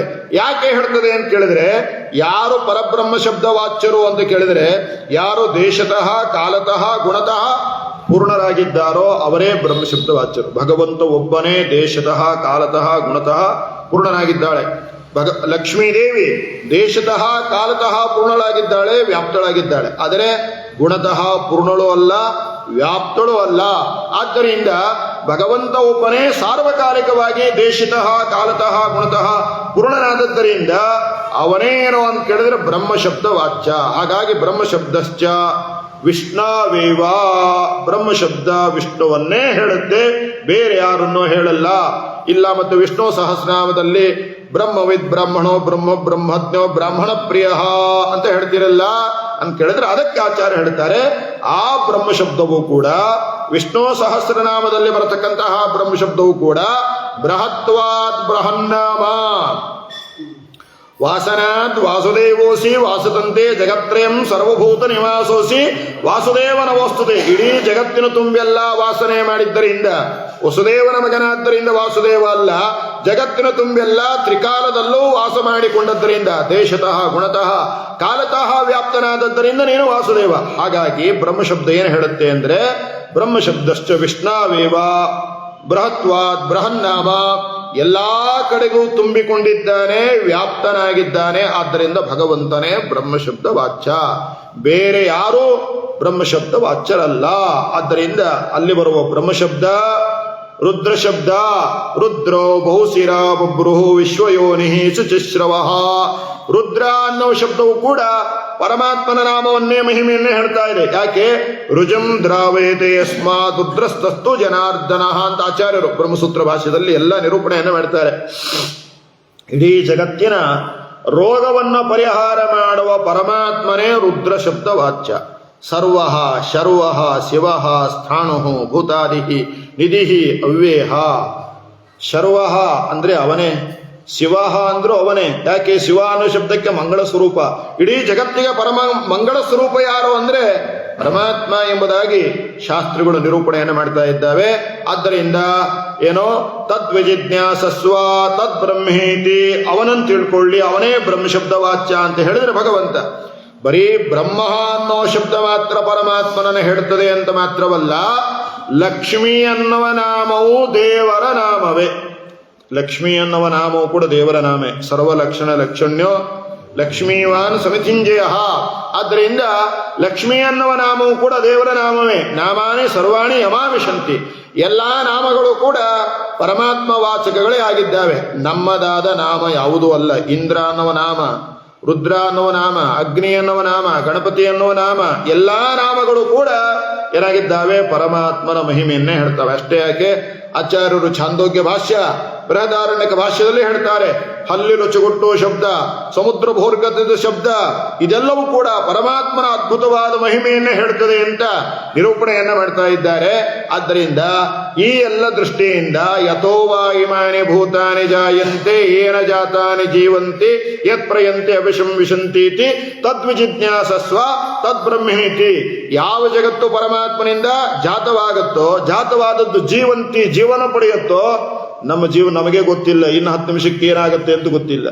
ಹಾಗಾದರೆ ಏನ ಜಾತಾನಿ ಜೀವಂತಿ, ಯಾವುದು ಪರಮಾತ್ಮನಿಂದ ಜಾತವಾಗಿ ಜೀವನವನ್ನು ಪಡೆಯುತ್ತೋ, ಯಾರಿಗೆ ಯಾವಾಗ ಬಂಧ ಮೋಕ್ಷ ಅನ್ನೋ ನಮಗೆ ಗೊತ್ತಿಲ್ಲ, ಪರಮಾತ್ಮನಿಗೆ ಗೊತ್ತಿದೆ. ಒಂದು ಬಾಗಲಕೋಟೆಯಲ್ಲಿ ಇರೋರಲ್ಲ, ಅನಂತ ಕೋಟಿ ಜೀವರಾಶಿಗಳ ಹುಟ್ಟು ಸಾವು ನೇವನ ಜ್ಞಾನ ಅಜ್ಞಾನ ಬಂಧ ಮೋಕ್ಷ ಎಲ್ಲ ಹೇಗೆ ಅಂತ ಯಾರಿಗೆ ಗೊತ್ತಿದೆ? ಸರ್ವಜ್ಞನಾದ ಭಗವಂತನಿಗೆ ಗೊತ್ತಿದೆ. ಯಾಕೆ ಗೊತ್ತಿದೆ? ಸರ್ವಜ್ಞನಾದದ್ದರಿಂದ. ಎಲ್ಲವನ್ನೂ ಅವನು ತಿಳಿದಿದ್ದಾನೆ. ಆದ್ದರಿಂದ ಸರ್ವಜ್ಞನಾದ ಪರಮಾತ್ಮನಿಗೆ ಎಲ್ಲವೂ ಕೂಡ ಗೊತ್ತಿದೆ. ಆದ್ದರಿಂದ ಯತ್ ಪ್ರಯಂತೆ ಅಭಿಶಂ ವಿಶಂತೀತಿ ತದ್ವಿಜಿಜ್ಞಾಸಸ್ವ ತದ್ಬ್ರಹ್ಮೇತಿ. ಅವನೇ ಬ್ರಹ್ಮಶಬ್ದ ವಾಚ್ಯ, ನ ಅನ್ಯಃ, ಬೇರೆ ಯಾರು ಅಲ್ಲ. ಆದ್ದರಿಂದಲೇನೆ ಸೂತ್ರಕಾರರೇ ಹೇಳಿದ್ರು ಅಥಾತೋ ವಿಷ್ಣು ಜಿಜ್ಞಾಸ ಅಂತ ಹೇಳಿಲ್ಲ, ಅಥಾತೋ ಕೃಷ್ಣ ಜಿಜ್ಞಾಸ ಅಂತ ಹೇಳಿಲ್ಲ, ಅಥಾತೋ ನಾರಾಯಣ ಜಿಜ್ಞಾಸ ಅಂತ ಹೇಳಿಲ್ಲ, ಅಥಾತೋ ಬ್ರಹ್ಮ ಜಿಜ್ಞಾಸ ಅಂತ ಹೇಳಿದ್ರು. ಬ್ರಹ್ಮನ ಜಿಜ್ಞಾಸೆ ಅಂದ್ರೆ ಚತುರ್ಮುಖ ಬ್ರಹ್ಮ ಅಲ್ಲ, ಪರಿಪೂರ್ಣನಾಗಿರತಕ್ಕಂತಹ ಪರಮಾತ್ಮನ ಜಿಜ್ಞಾಸೆ. ಬ್ರಹ್ಮಶಬ್ದಶ್ಚ ವಿಷ್ಣಾವೇವ, ಬ್ರಹ್ಮಶಬ್ದ ವಿಷ್ಣುವನ್ನೇ ಹೇಳುತ್ತದೆ ಎಂಬುದಾಗಿ ನಿರೂಪಣೆಯನ್ನ ಮಾಡ್ತಾ ಇದ್ದಾರೆ. ಆದ್ದರಿಂದ ಯಥೋವಾ ಇಮಾನಿ ಭೂತಾನಿ ಜಾಯಂತೆ ಅನ್ನೋದು ಒಂದು ಶ್ರುತಿ. ನಿಮಗೆ ನಾವೇನು ಮಾಡ್ತೇವೆ? ಪರಮಾತ್ಮನೇ ಜಗಜ್ಜನ್ಮಾದಿ ಕಾರಣ ಅನ್ನೋದಕ್ಕೆ ಉದಾಹರಣೆಯನ್ನು ಕೊಡ್ತಾ ಇದ್ದೇವೆ. ಇನ್ನೊಂದು ಉದಾಹರಣೆ ಯಾವುದು ಅಂತ ಕೇಳಿದ್ರೆ, ಯೋ ನ ಪಿತ ಜನಿತ ಯೋ ವಿಧಾತ ಧಾಮಾನಿ ವೇದ ಭುವನಾನಿ ವಿಶ್ವ ಅನ್ನೋದು ಕೂಡ ಇದು ಶ್ರುತಿ. ಯಾರೋ ಒಬ್ರು ಶ್ಲೋಕ ಮಾಡಿದ್ದಲ್ಲ ಮತ್ತೆ, ಸರಿನಾ? ಹಾಗಾಗಿ ಯೋ ನ ಪಿತ ಜನಿತ ಯೋ ವಿಧಾತ, ಯಾರು ಜಗತ್ತಿನ ತಂದೆ, ಯಾರು ಜಗತ್ತಿನ ತಾಯಿ, ಯಾರು ಜಗತ್ತಿನ ಸರ್ವಕ್ಕೂ ಕೂಡ ಶಾಸ್ತ್ರಯೋನಿತ್ವ ಅಂತ ಹೇಳಿದ ಹಾಗೆ ಎಲ್ಲದಕ್ಕೂ ಕೂಡ ಕಾರಣರಾಗಿದ್ದಾರೋ, ಬ್ರಹ್ಮಾದಿ ದೇವತೆಗಳ ರಮಾದೇವಿಯ ಎಲ್ಲದಕ್ಕೂ ಕೂಡ ಕಾರಣರಾಗಿದ್ದಾರೋ ತದ್ವಿಜಿಜ್ಞಾಸಸ್ವ, ಆ ಪರಮಾತ್ಮನನ್ನ ತಿಳ್ಕೊಳ್ಳಿ ಎಂಬುದಾಗಿ ಹೇಳ್ತಾ ಇದೆ. ಸೃಷ್ಟ್ವಾ ಪಾತ ತಥೈವತ್ತ ನಿಖಿಲಶೈವ ಏವತು ಎಂಬುದಾಗಿ ಸ್ಮೃತಿ ಹೇಳ್ತಾ ಇದೆ. ಇದು ಅಪೌರುಷೇಯವಾದ ಶ್ರುತಿಗಳು ಹೇಳೋದಾದರೆ, ಪೌರುಷೇಯವಾದ ಶ್ರುತಿಗಳು ಪರಮಾತ್ಮನೇ ರಚನೆ ಮಾಡಿದ ಭಗವದ್ಗೀತೆಯಲ್ಲಿ ಹೇಳ್ತಾ ಇದ್ದಾನೆ, ಅಹಂ ಸರ್ವಸ್ಯ ಪ್ರಭವಃ ಮತ್ತಃ ಸರ್ವಂ ಪ್ರಪದ್ಯತೆ ಎಂಬುದಾಗಿ 8ನೇ ಅಧ್ಯಾಯದಲ್ಲಿ ಭಗವಂತ ನಿರೂಪಣೆಯನ್ನು ಮಾಡ್ತಾ ಇದ್ದಾನೆ. ಅಹಂ ಸರ್ವಸ್ಯ ಪ್ರಭವಃ, ಇಡೀ ಜಗತ್ತಿನ ಸೃಷ್ಟಿ ಸ್ಥಿತಿ ಲಯಾದಿಗಳಿಗೆ ನಾನು ಕಾರಣನಾಗಿದ್ದೇನೆ. ಹಾಗಾದ್ರೆ ನಿನಗೆ ಯಾರು ಕಾರಣರಾಗಿದ್ದಾರಪ್ಪ? ಅನಾದಿ ನಿಧನೋ ದೇವಃ. ಹಾಗಾಗಿ ನಿನಗೆ ಯಾರೂ ಕಾರಣರಿಲ್ಲ. ಯಾಕೆ? ನೀನು ಅನಾದಿ. ಅನಾದಿ ಅಂದ್ರೆ ಹುಟ್ಟು ಸಾವು ರಹಿತರಾಗಿರ್ತಕ್ಕಂಥವ. ಅಜ ಅಜ ಸರ್ವೇಶ್ವರೋ ಸಿದ್ಧ. ಅಜ ಅಂದ್ರೆ ಹುಟ್ಟು ಇಲ್ಲದೇ ಇರತಕ್ಕಂಥವ. ಹಾಗಾಗಿ ನೀನೇನು ಸೃಷ್ಟಾಪಾತ ಅಹಂ ಸರ್ವಸ್ವ ಪ್ರಭವ, ನಾನು ಎಲ್ಲದಕ್ಕೂ ಕಾರಣನಾಗಿದ್ದೇನೆ, ನನಗೆ ಯಾರೂ ಕಾರಣರಲ್ಲ. ಬ್ರಹ್ಮದೇವರು ಸೃಷ್ಟಿಯನ್ನ ಮಾಡಬೇಕಾದರೆ ಬ್ರಹ್ಮದೇವರಲ್ಲಿ ನಾನು ಪ್ರವೇಶವನ್ನ ಮಾಡ್ತೇನೆ. ರುದ್ರದೇವರು ಲಯವನ್ನ ಮಾಡಬೇಕಾದ್ರೆ ರುದ್ರದೇವರಲ್ಲಿ ನಾನು ಪ್ರವೇಶವನ್ನ ಮಾಡ್ತೇನೆ. ಬ್ರಹ್ಮಣಿ ಬ್ರಹ್ಮರೂಪೋಸೌ ಶಿವರೂಪಿ ಶಿವೇ ಸ್ಥಿತ ಅಂತ ಆಚಾರ್ಯರು ಹೇಳ್ತಾರೆ ಎಲ್ಲಿ ಬ್ರಹ್ಮಸೂತ್ರ ಭಾಷ್ಯದಲ್ಲಿ. ಆದ್ದರಿಂದಲೇ ಬ್ರಹ್ಮಸೂತ್ರ ಭಾಷ್ಯ, ತತ್ವಪ್ರಕಾಶಿಕ, ಅದಕ್ಕೆ ರಾಯರು ಬರೆದು ಭಾವದೀಪ, ಇದನ್ನ ಶ್ರವಣ ಮಾಡಬೇಕು.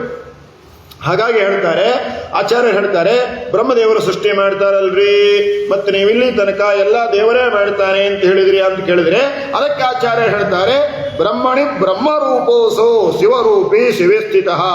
ಬ್ರಹ್ಮದೇವರಲ್ಲಿ ಬ್ರಹ್ಮರೂಪದಿಂದ ಬ್ರಹ್ಮನಾಮದಿಂದ, ಬ್ರಹ್ಮರೂಪವೂ ಇದೆ ಭಗವಂತನಿಗೆ, ಬ್ರಹ್ಮನಾಮವೂ ಇದೆ.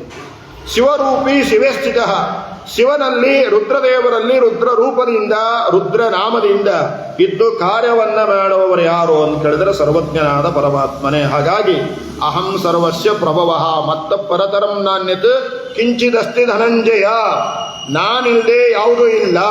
ಆದರೆ ನನಗೆ ಯಾರೂ ಕಾರಣರಲ್ಲ, ಎಲ್ಲದಕ್ಕೆ ನಾನು ಕಾರಣ, ನನಗೆ ಯಾರೂ ಕಾರಣರಲ್ಲ. ಯಾಕೆ? ಅಹಂ ಅಜಃ ಅವ್ಯಕ್ತಃ. ಭಗವದ್ಗೀತೆಯಲ್ಲಿ ಈ ಮಾತನ್ನು ಹೇಳ್ತಾನೆ, ಅಹಂ ಅಜಃ ಅವ್ಯಕ್ತಃ, ನಾನು ಅಜನಾಗಿರ್ತಕ್ಕಂಥವ, ಹುಟ್ಟು ಸಾವು ಇಲ್ಲದೇ ಇರತಕ್ಕಂಥವ, ನನಗೆ ಯಾರೂ ಕಾರಣರು ಆಗಬೇಕಾಗಿಲ್ಲ. ಯಾಕೆ ಅಂದ್ರೆ ನಾನು ಅನಾದಿ ನಿತ್ಯ ಅಜಃ ಎಂಬುದಾಗಿ ಭಗವಂತ ತನ್ನ ಸ್ವರೂಪವನ್ನ ಹೇಳ್ತಾನೆ. ಅದನ್ನೇ ಮುಂದೆ ಹೇಳ್ತಾರೆ ದ್ವಿತೀಯ ಸ್ಕಂದದಲ್ಲಿ ಚತುಶ್ಲೋಕಿ ಭಾಗವತದಲ್ಲಿ, ಅಹಮೇವ ಸಮೇವಾಗ್ರೇ ನಾನ್ಯಸ್ಯ ಸತ್ಪರಂ, ಎಲ್ಲವೂ ನನ್ನಿಂದಾಗಿ, ನಾನು ಯಾರಿಂದಾಗಿ ಅಲ್ಲ ಎಂಬುದಾಗಿ. ಆದ್ದರಿಂದ ಹೇಳ್ತಾ ಇದ್ದಾರೆ ಏನಂತ, ಯಥೋ ವಾ ಇಮಾನಿ ಭೂತಾನಿ ಎಂಬ ಪ್ರಮಾಣದ ಮೂಲಕವಾಗಿ, ಯೋನಪ್ಪಿತ ಜನಿತ ಯೋ ವಿಧಾತ ಅನ್ನುವಂತಹ ಪ್ರಮಾಣಗಳ ಮೂಲಕವಾಗಿ ಭಗವಂತನೇ ಜಗಜ್ಜನ್ಮಾದಿ ಕಾರಣ ಎಂಬುದಾಗಿ ಹೇಳ್ತಾ ಇಷ್ಟೀ ತನಕ ಹೇಳಿದ್ದೇನೋ ಜನ್ಮಾದ್ಯಶಯತಃ ಇತರತಃ ಅನ್ನೋದಕ್ಕಷ್ಟೇ ಹೇಳ್ತಾ ಇದ್ದೆ. ಅನ್ವಯಾತ್ ಅನ್ನೋದಕ್ಕೆ ಹೇಳ್ತು ಏನೋ ಇನ್ಯಾವುದು ಇತರತಶ್ಚ ಅಂದ್ರೆ ಬೇರೆ ಯಾರು ಕೂಡ ಸೃಷ್ಟಿ ಮಾಡೋದಕ್ಕೆ ಸಾಧ್ಯವಿಲ್ಲವೇನೋ. ಹಾಗಾದರೆ ಸರ್ವಜ್ಞನಾದ ಭಗವಂತನೇ ಸೃಷ್ಟಿಯನ್ನು ಮಾಡ್ತಾನೆ. ಅರ್ಥೇಶು ಅಭಿಜ್ಞ ಅಂತ ಹೇಳ್ತಾರೆ. ಭಗವಂತನ ಇನ್ನೊಂದು ಅಪಾರವಾದ ಮಹಿಮೆ, ಅರ್ಥೇಶು ಅಭಿಜ್ಞ, ಯಾವ ಪ್ರಪಂಚವನ್ನ ಅವನು ನಿರ್ಮಾಣ ಮಾಡ್ತಾನೆ ಅದರ ಸಂಪೂರ್ಣವಾದ ಜ್ಞಾನ ದೇವರಿಗಿದೆ. ಏನು ಹಂಗಂದ್ರ ಯಾವ ಜಗತ್ತನ್ನ ನಿರ್ಮಾಣ ಮಾಡ್ತಾನೆ ಆ ಸಂಪೂರ್ಣವಾದ ಜಗತ್ತಿನ ಜ್ಞಾನ ಇದೆ. ಬರೀ ಈಗ ನಿರ್ಮಾಣ ಮಾಡಿದ್ದಲ್ಲ, ಹಿಂದೆ ನಿರ್ಮಾಣ ಮಾಡಿದ್ದು, ಈಗ ನಿರ್ಮಾಣ ಮಾಡೋದು, ಮುಂದೆ ನಿರ್ಮಾಣ ಮಾಡಲಿಕ್ಕಿರ್ತಕ್ಕಂತಹದ್ದು, ಈ ಎಲ್ಲಾ ಜಗತ್ತಿನ ಸಂಪೂರ್ಣವಾದ ಜ್ಞಾನ ಇದೆ. ಯಾಕೆಂದ್ರೆ ಮುಂದೆ ದಶಮಸ್ಕಂದಕ್ಕೆ ಹೋದಾಗ ಅಲ್ಲಿ ಬ್ರಹ್ಮಾದಿ ದೇವತೆಗಳು ಪರಮಾತ್ಮರನ್ನ ಗರ್ಭಸ್ತುತಿಯ ಮೂಲಕವಾಗಿ ಸ್ತೋತ್ರ ಮಾಡುತ್ತಾರೆ. ಸ್ತೋತ್ರವನ್ನ ಮಾಡುವಾಗ ಅಲ್ಲಿ ಹೇಳ್ತಾರೆ, ಸತ್ಯವ್ರತಂ ಸತ್ಯ ಪರಂ ತ್ರಿಸತ್ಯಂ ಸತ್ಯಸ್ಯ ಯೋನಿಂ ನಿಹಿತಂಚ ಸತ್ಯೇ ಸತ್ಯಸ್ಯ ಸತ್ಯಮುತ ಸತ್ಯ ನೇತ್ರಂ ಸತ್ಯಾತ್ಮಕಂ ತ್ವಾಂ ಶರಣಂ ಪ್ರಪನ್ನಾಃ ಎಂಬುದಾಗಿ ನಿರೂಪಣೆಯನ್ನು ಮಾಡ್ತಾರೆ. ಅಲ್ಲಿ ತ್ರಿಸತ್ಯಂ ಅಂತ ಹೇಳುವಾಗ ಸತ್ಯಧರ್ಮ ತೀರ್ಥರ ವ್ಯಾಖ್ಯಾನವನ್ನು ಮಾಡುವಾಗ ಹೇಳ್ತಾರೆ, ತ್ರಿಸತ್ಯ ಅಂದ್ರೆ ಏನು? ಅತೀತ ಅನಾಗತ ಪ್ರಪಂಚ ಯಸ್ಮಿನ್ ವಿದ್ಯತೆ ಸಹ ತ್ರಿಸತ್ಯಂ. ಅತೀತ ವರ್ತಮಾನ ಅನಾಗತ ಪ್ರಪಂಚ ಯಸ್ಮಿನ್ ವಿದ್ಯತೆ ಸಹ ತ್ರಿಸತ್ಯ. ಅತೀತ ಅಂದ್ರೆ ಆಗಿ ಹೋದದ್ದು, ಅನಾಗತ ಅಂದ್ರೆ ಮುಂದೆ ಬರಲಿಕ್ಕಿರೋದು, ವರ್ತಮಾನ ಅಂದ್ರೆ ಈಗಿರುವಂತಹದ್ದು. ಈ ಎಲ್ಲಾ ಪ್ರಪಂಚಗಳ ಜ್ಞಾನ ಯಾರಿಗಿದೆ? ಸಂಪೂರ್ಣವಾಗಿ ಭಗವಂತನಿಗಿದೆ. ಗಣಪತಿ ಮಾರೋ ಏನ್ ಮಾಡ್ತಾನ, ಅವನಿಗೆ ಯಾರು ಆರ್ಡರ್ ಕೊಟ್ಟಿರಿ ಅನ್ನೋದು ಗೊತ್ತಿರ್ತದೆ. ಅವನಿಗೆ 100 ಮಂದಿ ಅವನಿಗೇನು ಮಾಡಿರ್ತಾರೆ, ಬಂದು ಹೇಳಿರ್ತಾರೆ ನಮಗೊಂದು ಗಣಪತಿ ಕೊಡಪ್ಪ ಅಂತ ಹೇಳಿ. ಹಾಗಾಗಿ ಅವ ಏನು ಮಾಡ್ತಾನ, ಯಾರು ನೀವು ಗಣಪತಿ ಹೇಳಿ ಹೋಗಿರ್ತೀರಿ ಆ ಗಣಪತಿ ಡುಬ್ಬಕ್ಕೊಂದು ಚಿಟಿ ಹಂಚಿರ್ತಾನ ಅವ ನಂಬರು, ಇದು ಇವ್ರ ಮನೆಗೆ ಹೋಗ್ಬೇಕು ಅಂತ. ಇದು ಗಣಪತಿ ಮಾಡೋ 100 ಮಾಡೋ ಯಾರಿಗೆ ಯಾವಾಗ ಪಾಲನೆ, ಯಾರಿಗೆ ಯಾವಾಗ ಕೊನೆ ಅಂತ. ಅಂದ್ರೆ ಯಾರಿಗೆ 30 ವರ್ಷಕ್ಕೆ ಅವರ ಸಾಧನೆ ಮುಗಿದಿದೆ, ಯಾರಿಗೆ 50 ವರ್ಷಕ್ಕೆ ಸಾಧನೆ ಮುಗಿದಿದೆ, ಯಾರಿಗೆ 70 ವರ್ಷಕ್ಕೆ 80 ವರ್ಷಕ್ಕೆ 100 ವರ್ಷಕ್ಕೆ ಸಾಧನೆ ಮುಗಿದಿದೆ ಅನ್ನೋದು ನಮಗ್ ಗೊತ್ತಿರೋದಿಲ್ಲ, ಅದು ಭಗವಂತನಿಗೆ ಗೊತ್ತು. ನಾವು ಅನ್ಕೊಳ್ತೇವೆ ಏನಂತ, ಏನ್ರಿ ಬಹಳ ನಡು ವಯಸ್ಸಿನಲ್ಲೇ 50 ವಯಸ್ಸಿಗೆ ಹೋಗ್ಬಿಟ್ರಲ್ಲ ಅಂತ. ಭಗವಂತ ಅವರಿಗೆ ಸಾಧನೆ ಅಷ್ಟೇ ಬರೆದಿರ್ತಾನೆ. ಈ ಜನ್ಮದಲ್ಲಿ ಅವರಿಗೆ ಇಷ್ಟೇ ಸಾಧನೆ. ಈ ಸಾಧನೆ ಅನ್ನೋದು ಒಂದು ಜನ್ಮಕ್ಕಲ್ಲ, ಜನ್ಮಾಂತರಗಳ ಸಾಧನೆ. ಆದ್ದರಿಂದ ಭಗವಂತ ನಿರ್ಣಯವನ್ನು ಮಾಡಿರ್ತಾನೆ, ಯಾರಿಗೆ ಯಾವ ಜನ್ಮದಲ್ಲಿ ಎಷ್ಟು ವರ್ಷ ಸಾಧನೆ ಅನ್ನೋದು ಆ ತೀರ್ಮಾನ ಭಗವಂತನ ತೀರ್ಮಾನ. ಆ ಸಂಕಲ್ಪಕ್ಕೆ ವಿರುದ್ಧವಾಗಿ ನಾವು ಮಾತಾಡಬಾರ್ದು, ಅಯ್ಯೋ ದೇವರು ಅನ್ಯಾಯ ಮಾಡಿದ ಅಂತ. ಕೆಲವರಂತಾರೆ ಏನಂತ, ಅಯ್ಯೋ ಏನಂತ 50 ವರ್ಷಕ್ಕೆ ಮೃತರಾದಾಗ ನಡುನೀರಿನಲ್ಲಿ ಸಣ್ಣ ವಯಸ್ಸಿನಲ್ಲಿ ಮೃತಿಯಾಯಿತು ಅಂತ. ಸರಿ, ಲೋಕದ ದೃಷ್ಟಿಯಿಂದ ಸರಿ. ಆದರೆ ಒಂದು ವಿಚಾರವನ್ನ ಮಾಡಿದಾಗ 50 ವರ್ಷಕ್ಕೆ ಮೃತರಾದಾಗ ಸಾಮಾನ್ಯವಾಗಿ 20 ವರ್ಷರೇ ಅವರು ಸಂಸಾರವನ್ನು ಮಾಡಿರ್ತಾರೆ, 20 ವರ್ಷ ಅವರು ಗಂಡ ಹೆಂಡತಿಯಾಗಿ ಬದುಕಿರ್ತಾರೆ. ಆವಾಗ ನಾವೇನ್ ಅನ್ಕೋಬೇಕು, ದೇವರು ಅನ್ಯಾಯ ಮಾಡಿದ ಅಂತ ಹೇಳುವ ಬದಲು ಏನು ಹೇಳಬೇಕು, ಇಷ್ಟು ವರ್ಷವಾದರೂ ಕೂಡ ಇವರ ಜೊತೆಗೆ ಬದುಕುವ ಸಂಸಾರದ ಭಾಗ್ಯವನ್ನ ದೇವರು ಕೊಟ್ಟ ಅಂತ ಅನುಸಂಧಾನವನ್ನು ಮಾಡಬೇಕೇ ವಿನಃ ನಮಗೆ ಗಂಡ ಹೆಂಡತಿ ಯಾರಿಗೆ ಬೇಡ, ಹೆಂಡತಿ ಗಂಡನಿಗೆ ಬೇಕು, ಗಂಡ ಹೆಂಡತಿಗೆ ಬೇಕು, ಇಬ್ಬರೂ ನಾವು 100 ವರ್ಷ ಬದುಕಬೇಕು ಅಂತ ನಾವು ಇಷ್ಟಪಡ್ತೇವೆ. ಯಾರಿಗಿಷ್ಟ ಇರೋದಿಲ್ಲ, ಅದು ನಮ್ಮ ಇಚ್ಛೆ ಅಲ್ಲ. ಆತ್ಮನಸ್ತು ಕಾಮಾಯ ಸರ್ವಂ ಪ್ರಿಯೋ ಭವತಿ ಎಂಬುದಾಗಿ ಬೃಹದಾರಣ್ಯಕ ಉಪನಿಷತ್ತಿನಲ್ಲಿ ಯಾಜ್ಞವಲ್ಕ್ಯರು ಉಪದೇಶವನ್ನ ಮಾಡ್ತಾರೆ. ಹಾಗಾಗಿ ಅರ್ಥೇಶು ಅಭಿಜ್ಞ, ನಮ್ಮ ಆಯುಷ್ಯ, ನಮ್ಮ ಇರುವಿಕೆ ಇದ್ಯಾವುದು ಕೂಡ ನಮ್ಮ ಸಂಕಲ್ಪ ಅಲ್ಲ, ಸರ್ವಜ್ಞನಾದ ಪರಮಾತ್ಮನ ಸಂಕಲ್ಪ. ಹಾಗಾಗಿ ಆ ಸಂದರ್ಭದಲ್ಲಿ ಏನು ಅನುಸಂಧಾನವನ್ನ ಮಾಡಿಕೊಡಬೇಕು. ಎಷ್ಟೋ ಜನ ಮದುವೆಯಾಗಿ 3 ತಿಂಗಳಿಗೆ ಹೋಗಿರ್ತಾರೆ. ಅಂತಹ ದುರವಸ್ಥೆಯನ್ನು ದೇವರು ನಮಗೆ ಕೊಟ್ಟಿಲ್ಲಲ್ಲ. 50 ವರ್ಷ ನಾವು ಬಾಳಿದ್ದೇವೆ ಎನ್ನುವಂತಹ ದೇವರನ್ನ ನಾವು ಸ್ಮರಣೆ ಮಾಡಬೇಕೇ ವಿನಃ ಆ ಸಂದರ್ಭದಲ್ಲಿ ದುಃಖವನ್ನು ಪಡಬಾರದು, ದೇವರು ಅನ್ಯಾಯವನ್ನ ಮಾಡಿದ್ದಾನೆ ಅಂತ ಹೇಳಬಾರದು. ಯಾಕೆ ಅಂದ್ರೆ ಅರ್ಥೇಶು ಅಭಿಜ್ಞ, ಯಾವ ಸೃಷ್ಟಿಯನ್ನ ದೇವರು ಮಾಡಿದ್ದಾನೆ ಅವರಿಗೆ ಎಷ್ಟು ವರ್ಷ ಸಾಧನೆ ಅನ್ನುವಂತಹ ವ್ಯವಸ್ಥೆಯನ್ನ ದೇವರು ಬರೆದು ಬಿಟ್ಟಿರ್ತಾನೆ. ಇದು ಒಂದು ಉದ್ದೇಶ. ಇನ್ನೊಂದು ಅರ್ಥೇಶು ಅಭಿಜ್ಞ.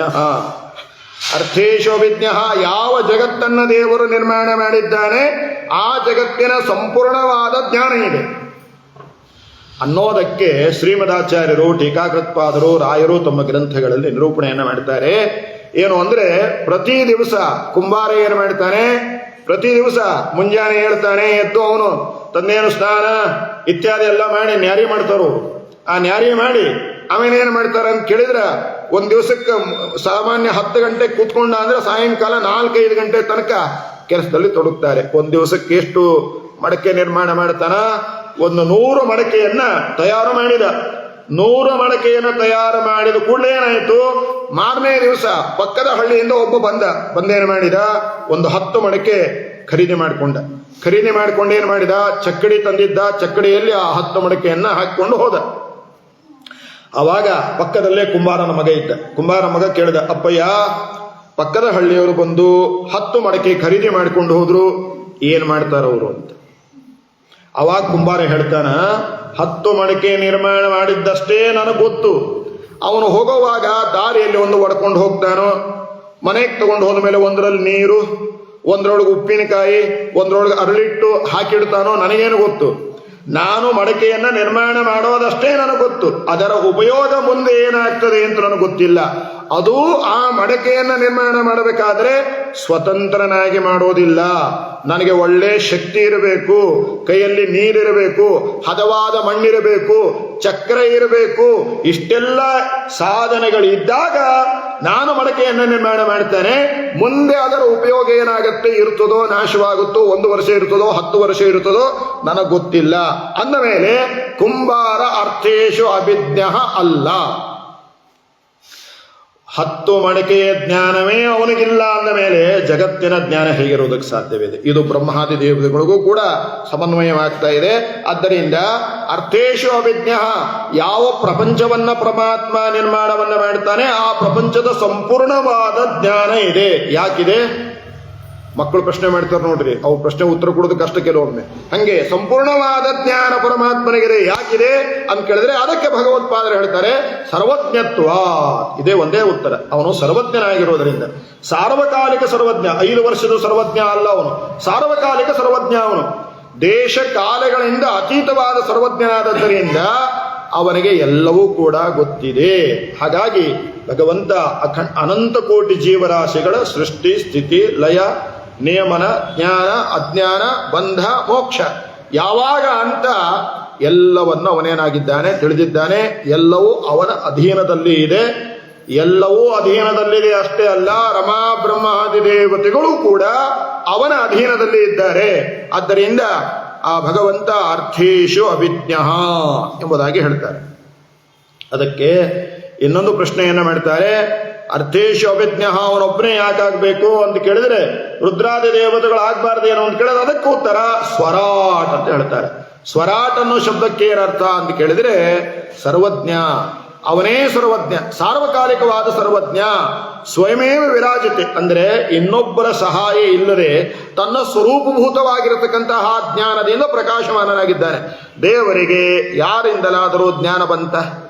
ದೇವರಿಗೆ ಯಾರ ಉಪಾಸನೆಯಿಂದ ಬಲ ಬಂತ? ದೇವರಿಗೆ ಯಾರ ಉಪಾಸನೆಯಿಂದ ಸೃಷ್ಟಿಯಾಧಿಕಾರಿಗಳನ್ನು ಮಾಡುವ ಸಾಮರ್ಥ್ಯ ಬಂತ ಅಂತ ಕೇಳಿದ್ರೆ ಇಲ್ಲ. ಸ್ವಾಭಾವಿಕವಾದದ್ದು, ಸ್ವರೂಪಭೂತವಾದ ಇಚ್ಛೆ. ಭಗವಂತ ಸೃಷ್ಟಿಯನ್ನ ಮಾಡಬೇಕಾದ್ರೆ ತನ್ನ ಸ್ವರೂಪಭೂತವಾದ ಇಚ್ಛೆಯಿಂದ ಸೃಷ್ಟಿಯನ್ನ ಮಾಡ್ತಾನೆ. ಯಾರೂ ಕಾರಣರು ಅಲ್ಲ, ಎಲ್ಲದಕ್ಕೂ ಕೂಡ ಕಾರಣ ಅವನು. ಹಾಗಾಗಿ ಅಂತಹ ಪರಮಾತ್ಮ ಏನು ಮಾಡ್ತಾ ಇದ್ದಾನೆ ಅಂತ ಹೇಳ್ತಾ ಇದ್ದಾರೆ. ಸ್ವರಾಟ್ ತೇನೇ ಬ್ರಹ್ಮ ಹೃದಯ ಆದಿ ಕವೈ ಮುಯಂತಿಂ ಸೂರಯ ಅಂತ ಹೇಳ್ತಾರೆ. ತೇನೇ ಬ್ರಹ್ಮ ಹೃದಯ ಆದಿ ಕವಯೇ. ತೇನೇ ಬ್ರಹ್ಮ ಹೃದಯ ಆದಿ ಕವಯೇ ಅಂದ್ರೆ ಬ್ರಹ್ಮದೇವರಿಗೆ ಉಪದೇಶವನ್ನ ಮಾಡಿದವ ಅಲ್ಲ. ಬ್ರಹ್ಮದೇವರಿಗೆ ಉಪದೇಶ ಮಾಡಿದವ ಅನ್ನೋದಕ್ಕೇನು ದೊಡ್ಡಸ್ತಿಕೆ ಅಂತ ಕೇಳಿದ್ರೆ, ಬ್ರಹ್ಮ ಅನ್ನೋ ಶಬ್ದಕ್ಕೆ ಬ್ರಹ್ಮದೇವರು ಅಂತ ಒಂದೇ ಅರ್ಥ ಅಲ್ಲ, ಬ್ರಹ್ಮ ಅನ್ನೋದಕ್ಕೆ ವೇದ ಅಂತ ಅರ್ಥ. ವೇದಾಭಿಮಾನಿ ಯಾರು? ಮೊದಲು ಸಾಲಿನಲ್ಲಿ ಬರತಕ್ಕಂಥವಳು ಲಕ್ಷ್ಮೀದೇವಿ. ಆ ನಂತರ ಬ್ರಹ್ಮಾದಿ ದೇವತೆಗಳಿಂದ ಆರಂಭ ಮಾಡಿಕೊಂಡು ಎಲ್ಲ ದೇವತೆಗಳು ವೇದಾಭಿಮಾನಿಗಳೇ. ಆದರೆ ವೇದಗಳಿಗೆ ಮುಖ್ಯ ಅಭಿಮಾನಿ ಯಾರು ಅಂದ್ರೆ ಮಹಾಲಕ್ಷ್ಮೀ ದೇವಿ. ಹಾಗಾಗಿ ತೇನೇ ಬ್ರಹ್ಮ ಹೃದಯ ಆದಿ ಕವಯೇ ಅಂತ ಹೇಳಿದ್ರೆ ಆದಿ ಕವಿ ಎನಿಸಿರತಕ್ಕಂತಹ ಮಹಾಲಕ್ಷ್ಮೀ ದೇವಿಗೂ ಕೂಡ ಭಗವಂತ ಉಪದೇಶವನ್ನು ಮಾಡ್ತಾನೆ. ಆನಂತರ ಯಾರಿಗೆ? ಬ್ರಹ್ಮದೇವರಿಗೂ ಉಪದೇಶ ಮಾಡ್ತಾನೆ. ಯಾಕೆಂದ್ರೆ ಉಪದೇಶ ತಾರತಮ್ಯದಲ್ಲೂ ಇದೆ, ಉಪದೇಶದ ತಾರತಮ್ಯ ಉಪದೇಶದಲ್ಲೂ ಇದೆ. ಹಾಗಾಗಿ ಮೊದಲು ಯಾರಿಗೆ ಉಪದೇಶ ಮಾಡ್ತಾನೆ? ಮಹಾಲಕ್ಷ್ಮೀ ದೇವಿಗೆ ಉಪದೇಶ ಮಾಡ್ತಾನೆ. ಆನಂತರ ಬ್ರಹ್ಮಾದಿ ದೇವತೆಗಳಿಗೆ ಉಪದೇಶ ಮಾಡ್ತಾನೆ. ರಮಾದೇವಿಗೆ ಉಪದೇಶ ಮಾಡಿದಷ್ಟು ಬ್ರಹ್ಮದೇವರಿಗೆ ಮಾಡಲ್ಲ. ಅಂದ್ರೆ ಬ್ರಹ್ಮದೇವರ ಅಜ್ಞಾನಿಗಳೇನು ಅಲ್ಲ. ರಮಾದೇವಿ ಧಾರಣೆ ಮಾಡುವಷ್ಟು ಬ್ರಹ್ಮದೇವರಿಗೆ ಧಾರಣೆ ಮಾಡ್ಲಿಕ್ಕಾಗೋದಿಲ್ಲ. ವ್ಯತ್ಯಾಸ ತಿಳ್ಕೊಳ್ರಿ. ಏನು ವ್ಯತ್ಯಾಸ ಅಂದ್ರೆ ಬ್ರಹ್ಮದೇವರು ವಾಯುದೇವರು ಸಮಾನರಾದದ್ದರಿಂದ ಪರಮಾತ್ಮನ ಅನಂತ ಗುಣಗಳನ್ನು ಉಪಾಸನೆ ಮಾಡ್ತಾರೆ. ಮುಗಿತಲ್ಲಿಗೆ ಬ್ರಹ್ಮದೇವರು ವಾಯುದೇವರು ಸಮಾನರಾದದ್ದರಿಂದ ತಾರತಮ್ಯದಲ್ಲಿ ಅವರು ಪರಮಾತ್ಮನ ಅನಂತ ಗುಣಗಳನ್ನು ಉಪಾಸನೆ ಮಾಡ್ತಾರೆ. ಮುಗಿತಲ್ಲಿಗೆ. ಆದರೆ ಲಕ್ಷ್ಮೀದೇವಿ ಹಾಗಲ್ಲ. ಒಂದೊಂದು ಗುಣಗಳಲ್ಲೂ ಅನಂತ ಗುಣಗಳನ್ನ ಏನು ಮಾಡ್ತಾರೆ? ಉಪಾಸನೆಯನ್ನು ಮಾಡ್ತಾರೆ. ಯಾಕೆಂದ್ರೆ ಭಗವಂತನಿಗೆ ಒಂದೇ ಅನಂತ ಗುಣ ಇಲ್ಲ, ಒಂದೊಂದು ಗುಣಗಳಲ್ಲೂ ಅನಂತ ಗುಣಗಳಿದ್ದಾವೆ. ಆ ಗುಣಗಳನ್ನ ಅವಳು ಕೂಡ ತನ್ನ ಸ್ವರೂಪ ಯೋಗ್ಯತೆಗೆ ಅನುಗುಣವಾಗಿ ಏನು ಮಾಡ್ತಾಳೆ? ಉಪಾಸನೆಯನ್ನು ಮಾಡ್ತಾಳೆ. ಅಂದ ಮೇಲೆ ಲಕ್ಷ್ಮೀ ದೇವಿದೇ ಹೀಗಿರಬೇಕಾದರೆ, ಬ್ರಹ್ಮಾದಿ ದೇವತೆಗಳದ್ದೇ ಹೀಗಿರಬೇಕಾದರೆ ಇನ್ನು ಮನುಷ್ಯರ ಪಾಡೇನು? ನಾವು ಸರ್ವಜ್ಞರು ಅಂತ ಹೇಳ್ಕೊಳ್ತೀವಿ, ಹೇಗೆ ಸಾಧ್ಯ ಅಂತದೆ ಏನೋ ಪುರಾಣಗಳು. ಆದ್ದರಿಂದ ತೇನೇ ಬ್ರಹ್ಮ ಹೃದಯ ಆದಿ ಕವಯೇ. ಆದಿ ಕವಿ ಯಾರು ಅಂತ ಕೇಳಿದ್ರೆ ಮುಖ್ಯವಾಗಿ ಬ್ರಹ್ಮಶಬ್ದ ವಾಚ್ಯಳು ಯಾರು ಅಂತ ಕೇಳಿದ್ರೆ ಮಹಾಲಕ್ಷ್ಮೀ ದೇವಿಯೇ ಬ್ರಹ್ಮಶಬ್ದ ವಾಚ್ಯಳು. ಯಾಕೆಂದ್ರೆ ಒಂದು ಪ್ರಶ್ನೆ ಬಂತು. ಏನು ಅಂದ್ರೆ ನವವಿಧವಾದ ಭಕ್ತಿಗಳನ್ನ ಮಾಡೋರು ಯಾರು? ನವವಿಧ ಭಕ್ತಿಗಳನ್ನ ಮೊದಲು ಮಾಡೋರು ಯಾರು? ಅದಕ್ಕೆ ಬಂದ ಉತ್ತರ ಏನು ಅಂದ್ರೆ ಬ್ರಹ್ಮದೇವರು ವಾಯುದೇವರು ಅಂತ ಅಲ್ಲ. ನಾನು ನನ್ನ ಈ ನೋಟ್ಸ್ನಲ್ಲಿ ಬರೆದಿದ್ದೇನೆ ಅದನ್ನು. ಮೊದಲು ಇಡೀ ನವವಿಧವಾದ ಭಕ್ತಿಗಳನ್ನ ವಾಯುದೇವರು ತಮ್ಮ ಯೋಗ್ಯತೆಗೆ ಅನುಗುಣವಾಗಿ ಮಾಡ್ತಾರೆ. ಅದಕ್ಕಿಂತ ಕೋಟಿ ಪಟ್ಟು ಅಧಿಕವಾಗಿ ಮಾಡತಕ್ಕಂಥವಳು ನವವಿಧವಾದ ಭಕ್ತಿಯನ್ನ ಸಂಪೂರ್ಣವಾಗಿ ಮಾಡತಕ್ಕಂಥವಳು ಯಾರು ಅಂದ್ರೆ ಲಕ್ಷ್ಮೀದೇವಿ ಮಾತ್ರ. ಲಕ್ಷ್ಮೀದೇವಿ ಮಾಡಿದಷ್ಟು ನವವಿಧವಾದ ಭಕ್ತಿಯನ್ನ ಬೇರೆ ಯಾರಿಂದಲೂ ಕೂಡ ಮಾಡೋದಕ್ಕೆ ಸಾಧ್ಯವಿಲ್ಲ. ಅಂತಹ ಯೋಗ್ಯತೆ ಮಹಾಲಕ್ಷ್ಮೀ ದೇವಿಗಿದೆ. ಯಾಕಿದೆ ಅಂತ ಕೇಳಿದ್ರೆ ಅದಕ್ಕೆ ಅವಳಿಗೆ ನಾಶ ಇಲ್ಲ. ಬ್ರಹ್ಮದೇವರ ಪದವಿಗೆ ನಾಶ ಇದೆ. 100 ವರ್ಷ ಆದ್ಮೇಲೆ ರಿಟೈರ್ ಆಗ್ತಾರವರು, ಮುಕ್ತರಾಗ್ತಾರೆ. ಆದರೆ ಲಕ್ಷ್ಮೀದೇವಿ ಹಾಗಲ್ಲ. ಲಕ್ಷ್ಮೀದೇವಿ ಹೋಗ್ತಾಳೆ, ಅವಳ ಜಾಗಕ್ಕೆ ರುಕ್ಮಿಣಿ ಬರ್ತಾಳೆ, ಅವಳ ಜಾಗಕ್ಕೆ ಸತ್ಯಭಾಮೆ ಬರ್ತಾಳೆ ಅಂತಿಲ್ಲ. ಅನಾದಿ ಕಾಲದಿಂದ ಭಗವಂತನ ಜೊತೆಗೆ ಇರತಕ್ಕಂಥವಳು. ಅಷ್ಟು ಮಾತ್ರವಲ್ಲ, ಪ್ರಳಯ ಕಾಲ ಅಂತಿದೆ. ಆ ಪ್ರಳಯ ಕಾಲದಲ್ಲಿ ಬ್ರಹ್ಮಾದಿ ದೇವತೆಗಳಿಗೆ ಅಸ್ತಿತ್ವ ಇರೋದಿಲ್ಲ, ಪರಮಾತ್ಮನ ಉದರದಲ್ಲಿ ಇರ್ತಾರೆ. ಅಂತಹ ಸಮಯದಲ್ಲೂ ಕೂಡ ಶ್ರೀ ಭೂ ದುರ್ಗಾ ರೂಪದಿಂದ ಮಹಾಲಕ್ಷ್ಮೀ ದೇವಿ ಪರಮಾತ್ಮನ ಉಪಾಸನೆಯನ್ನು ಮಾಡ್ತಾಳೆ. ಈ ಒಂದು ಅವಕಾಶ, ಈ ಒಂದು ಯೋಗ್ಯತೆ ಮಹಾಲಕ್ಷ್ಮೀ ದೇವಿಗಿದೆ. ಒಂದು ರೂಪದಿಂದ ಭಗವಂತನನ್ನ ಏನ್ ಮಾಡ್ತಾಳೆ ಅಂತ ಕೇಳಿದ್ರೆ ಉಪಾಸನೆ ಮಾಡ್ತಾಳೆ. ಹೇಗೆ ಅಂತ ಕೇಳಿದ್ರೆ ದಾಸರಂತಾರೆ ಶ್ರೀರಮಣಿ ಕರಕಮಲ ಪೂಜಿತ. ಅಲ್ಲಿ ಅನುವಾದ ಮಾಡುವಾಗ ಏನು ಹೇಳ್ಬಿಡ್ತೀರಿ ನೀವು? ಲಕ್ಷ್ಮೀದೇವಿ ಕರಕಮಲಗಳಿಂದ ಪೂಜಿತ ಅಂತ ಅಲ್ಲ. ಶ್ರೀ ಅನ್ನೋದು ಒಂದು ರೂಪ, ಶ್ರೀ ಅನ್ನೋದು ವಕ್ಷಸ್ಥಳದಲ್ಲಿ ಇರುವ ರೂಪ, ರಮಣಿ ಅನ್ನೋದು ತೊಡೆಯ ಮೇಲೆ ಇರುವ ರೂಪ. ಹೀಗೆ ಈ ಎರಡು ರೂಪಗಳಿಂದ ಶ್ರೀ ರಮಣಿ ಕರ ಕಮಲ ಪೂಜಿತ ಅಂದ್ರೆ ಇವು ಯಾವಾಗಲೂ ಭಗವಂತನ ಜೊತೆಗೇನೆ ಇರ್ತವೆ ಅನ್ನೋದು ವಿಶೇಷ. ಆಮೇಲೆ ಇನ್ನೊಂದು ರೂಪ ತಗೊಂಡಾಳು ಅವಳು. ಏನ್ ರೂಪ ತಗೊಂಡಾಳೆ? ಒಂದು ರೂಪದಿಂದ ಭಗವಂತನ ಕೌಸ್ತುಭ, ಮತ್ತೆ ಅವನ ಹಾರ, ಕೇಯೂರ, ಕವಚ, ಕುಂಡಲ, ಈ ರೂಪದಿಂದ ಯಾವಾಗಲೂ ದೇವರ ಮೈ ಮೇಲೆ ಇದ್ದು ಅವನ ದರ್ಶನವನ್ನ ನಿರಂತರವಾಗಿ ಮಾಡ್ತಾಳೆ. ಆ ರೂಪವಾಗ ಸೇವೆಯನ್ನ ಮಾಡ್ತಾಳೆ. ಇದು ಒಂದು ರೂಪ. ಇನ್ನೊಂದು ರೂಪ ಏನು ಅಂದ್ರೆ ನಿರಂತರವಾಗಿ ವೇದ ಪಾರಾಯಣವನ್ನು ಮಾಡ್ತಾಳೆ. ಯಾಕೆ? ವೇದಾಭಿಮಾನಿ, ಮುಖ್ಯಾಭಿಮಾನಿ. ಆದ್ದರಿಂದ ನಿರಂತರವಾಗಿ ವೇದ ಪಾರಾಯಣವನ್ನ ಮಾಡ್ತಾಳೆ ಆ ಒಂದು ರೂಪದಿಂದ. ಇನ್ನೊಂದು ರೂಪ ವೇದ ಪಾರಾಯಣ ಇಲ್ಲ, ಜಪ ಇಲ್ಲ, ತಪ ಇಲ್ಲ, ಏನೋ ಇಲ್ಲ. ಹಂಗಂದ್ರೆ ಆಕೆ ಜಪ ಮಾಡೋದಿಲ್ಲ ಅಂತ ತಿಳ್ಕೊಬೇಡ್ರಿ. ಮತ್ತೆ ಹಂಗಲ್ಲ, ಇನ್ನೊಂದು ರೂಪದಿಂದ ಏನು ಮಾಡ್ತಾಳೆ ಅಂದ್ರೆ ಬಗೆ ಬಗೆಯ ನೂತನವನ್ನ ಕಾಣ್ತಾಳೆ. ಹೆಂಗೆ ಅಂದ್ರೆ ಹೀಗೆ ಕುತ್ಕೊಂಡ್ಬಿಟ್ಟಾಳಕ್ಕೆ. ಇನ್ನು ಹುಡುಗರಿಗೆಲ್ಲ ಹೇಳ್ತಿರಲ್ಲ ಸ್ಟ್ಯಾಚ್ಯೂ ಆಗು ಅಂತ ಹೇಳಿ, ಹಂಗೆ ಲಕ್ಷ್ಮೀದೇವಿ ಒಂದು ರೂಪದಿಂದ ಏನು ಮಾಡ್ತಾಳೆ ಅಂದ್ರೆ ನಿರಂತರವಾಗಿ ಭಗವಂತನ ಅನಂತ ಅನಂತ ರೂಪಗಳನ್ನ ನೋಡ್ತಾನೆ ಕುತ್ಕೊಂಡಾಳೆ, ಎದ್ದು ಹೋಗೋದೇ ಇಲ್ಲ. ಈ ಒಂದು ರೂಪ, ಈ ಒಂದು ರೂಪದಿಂದ ಆ ರೀತಿ ಸಾಧನೆಯನ್ನ ಮಾಡುವ ಅವಕಾಶ, ಆ ದರ್ಶನವನ್ನು ಪಡೆಯುವ ಅವಕಾಶ ಯಾರಿಗಿದೆ? ಲಕ್ಷ್ಮೀ ದೇವಿಗಿದೆ. ಎದ್ದು ಹೋಗೋದೇ ಇಲ್ಲ. ಅದನ್ನೇ ಹೇಳ್ತಾರೆ ದಾಸರು. ಒಂದು ಶಬ್ದದಲ್ಲಿ ಇಷ್ಟು ಅರ್ಥ ಇರುತ್ತದೆ: ಬಗೆ ಬಗೆಯ ನೂತನವ ಕಾಣುತ್ತ ಮೆಗೆ ಹರುಷದಿಂ ಪೊಗಳಿ ಹಿಗ್ಗುತ್ತ. ನರಸಿಂಹ ರೂಪ ನೋಡ್ಯಾಳಲ್ಲ, ಇದೇ ಮೊದಲೇ ಸರಿ ನೋಡಿದ್ದಲ್ಲ. ಇಂತಹ ಅನಂತ ನರಸಿಂಹ ರೂಪಗಳಿಂದ ಅನಾದಿ ಕಾಲದಿಂದ ಮಹಾಲಕ್ಷ್ಮೀ ದೇವಿ ನೋಡಿದ್ದಾಳೆ. ಬೇರೆಯವರಿಗೆ ಹೊಸ ರೂಪ ಅದು. ದೃಷ್ಟ್ವಾ ತನ್ ಮಹದದ್ಭುತಂ. ಆದರೆ ಲಕ್ಷ್ಮೀದೇವಿಗಲ್ಲ, ಅದೃಷ್ಟಾಶ್ರುತ ಪೂರ್ವತ್ವಾದ್ ಅಂತ ಭಾಗವತರು ಹೇಳುವಾಗ, ಅಲ್ಲಿ ಯಾದವಾರ್ಯರು ಸತ್ಯಧರ್ಮರು ವ್ಯಾಖ್ಯಾನ ಮಾಡುವಾಗ, ಆಚಾರ್ಯರ ವ್ಯಾಖ್ಯಾನವನ್ನು ಮಾಡುವಾಗ, ಅದು ಲಕ್ಷ್ಮೀದೇವಿಗಲ್ಲ, ಲಕ್ಷ್ಮೀದೇವಿ ನಿರಂತರವಾದ ಇಂತಹ ರೂಪಗಳನ್ನು ತಗೊಳ್ತಾಳೆ. ಭಗವಂತನ ಒಂದೊಂದು ರೂಪವನ್ನ ನೋಡೋದಕ್ಕೆ ಆ ರೂಪದಿಂದ ಏನು ಮಾಡ್ತಾಳೆ ಅಂದರೆ ಲಕ್ಷ್ಮೀದೇವಿ ನೋಡ್ತಾ ಕೂತ್ಕೊಂಡಿದ್ದಾಳೆ. ಇವಾಗ ಭಗವಂತನ ಅಂತಹ ರೂಪಗಳ ಕಲ್ಪನೆ ಬರ್ಬೇಕಲ್ರಿ ನಮಗ. ಒಂದು ಸಾಮಾನ್ಯವಾದ ದೃಷ್ಟಾಂತ. ಏನು ಸಾಮಾನ್ಯವಾದ ದೃಷ್ಟಾಂತ? ಈಗ ನಾಳೆ ಗಣಪತಿ ಕೂಡಿಸ್ತೀರಿ. ಆ ಗಣಪತಿ ಮಾಡಕ್ಕೇನು ಮಾಡ್ತೀರಿ? ಒಂದು ಕಲರ್ ಹಾರ, ಈ ಹಾರ ಅಲ್ಲ, ಕಲರ್ ಹಾರ, ಈ ಕರೆಂಟ್ ಹಾರ ಹಾಕ್ತೀರಿ ನೋಡ್ರಿ. ಆಮೇಲೆ ಮನೆ ವಾಸ್ತುಶಾಂತಿ ಮಾಡ್ತೀರಿ. ಮನೆ ವಾಸ್ತುಶಾಂತಿ ಮಾಡಿದಾಗ ಅವ್ರೇನು ಮಾಡ್ತಾರ? ಕಾಂಟ್ರಾಕ್ಟರು ಮನೆ ತುಂಬ ಸುತ್ತಾರಿ ಏನು ಮಾಡ್ತಾರ ಅಂತ ಕೇಳಿದ್ರೆ ಆ ಲೈಟ್ ಹಾಕ್ತಾರ. ಆ ಲೈಟ್ಗಳು ಏನು ಮಾಡ್ತಾವ? ಒಮ್ಮೆ ಹಸಿರಾಗ್ತದೋ, ಒಮ್ಮೆ ಕೆಂಪು ಆಗ್ತದೋ, ಒಮ್ಮೆ ನೀಲಿ ಆಗ್ತದೋ, ಒಮ್ಮೆ ಹಳದಿ ಆಗ್ತದೋ, ಒಮ್ಮೆ ಹಳದಿ ಆದದ್ದು ಇನ್ನೊಮ್ಮೆ ಕೆಂಪು ಆಗ್ತದೆ, ಒಮ್ಮೆ ಕೆಂಪು ಆದದ್ದು ಇನ್ನೊಮ್ಮೆ ಹಸಿರಾಗ್ತದೆ. ಹೌದೋ ಅಲ್ಲೋ? ಅಂದ ಮೇಲೆ ಭಗವಂತನ ರೂಪಗಳನ್ನ ಕಲ್ಪನೆ ಮಾಡ್ಲಿಕ್ಕೆ ಇದೊಂದು ದೃಷ್ಟಾಂತ. ಒಮ್ಮೆ ಒಂದು ಆ ಕರೆಂಟ್ ಬಲ್ಬ್ಗಳೇನು ಮಾಡ್ತಾವ? ನಾನಾ ರೂಪಗಳನ್ನ, ನಾನಾ ಬಣ್ಣಗಳನ್ನ ಏನು ಮಾಡ್ತಾವೆ? ಧಾರಣೆ ಮಾಡ್ತೇವೆ. ಇದು ಕೇವಲ ದೃಷ್ಟಾಂತ. ಆದರೆ ಭಗವಂತನಿಗಿಂತಹ ಅನಂತ ರೂಪಗಳು, ಅನಂತ ಆಕಾರಗಳು, ಅನಂತ ಬಣ್ಣಗಳು ಇದ್ದಾವೆ. ಅದೆಲ್ಲವೂ ಕೂಡ ಏನು ಮಾಡ್ತಾನೆ ಭಗವಂತ? ತೇನೇ ಬ್ರಹ್ಮ ಹೃದಯ ಆದಿಕವಿ. ಇಂತಹ ಆದಿಕವಿಯಾಗಿರತಕ್ಕಂತಹ ಮಹಾಲಕ್ಷ್ಮೀ ದೇವಿಗೆ ಏನು ಮಾಡ್ತಾನೆ? ತಿಳಿಸ್ತಾನೆ. ಹಾಗಾಗಿ ಆದಿಕವಿ ಅನ್ನೋ ಶಬ್ದದಿಂದ ಯಾರೋ ಆಚರು ಅಂತ ಕೇಳಿದ್ರೆ ಮಹಾಲಕ್ಷ್ಮೀ ದೇವಿ. ಆದ್ದರಿಂದ ಮಹಾಲಕ್ಷ್ಮೀ ದೇವಿಯ ನಂತರ ಯಾರು? ಬ್ರಹ್ಮದೇವರು. ಆ ಬ್ರಹ್ಮದೇವರ ಮಹಿಮೆಯೇನು?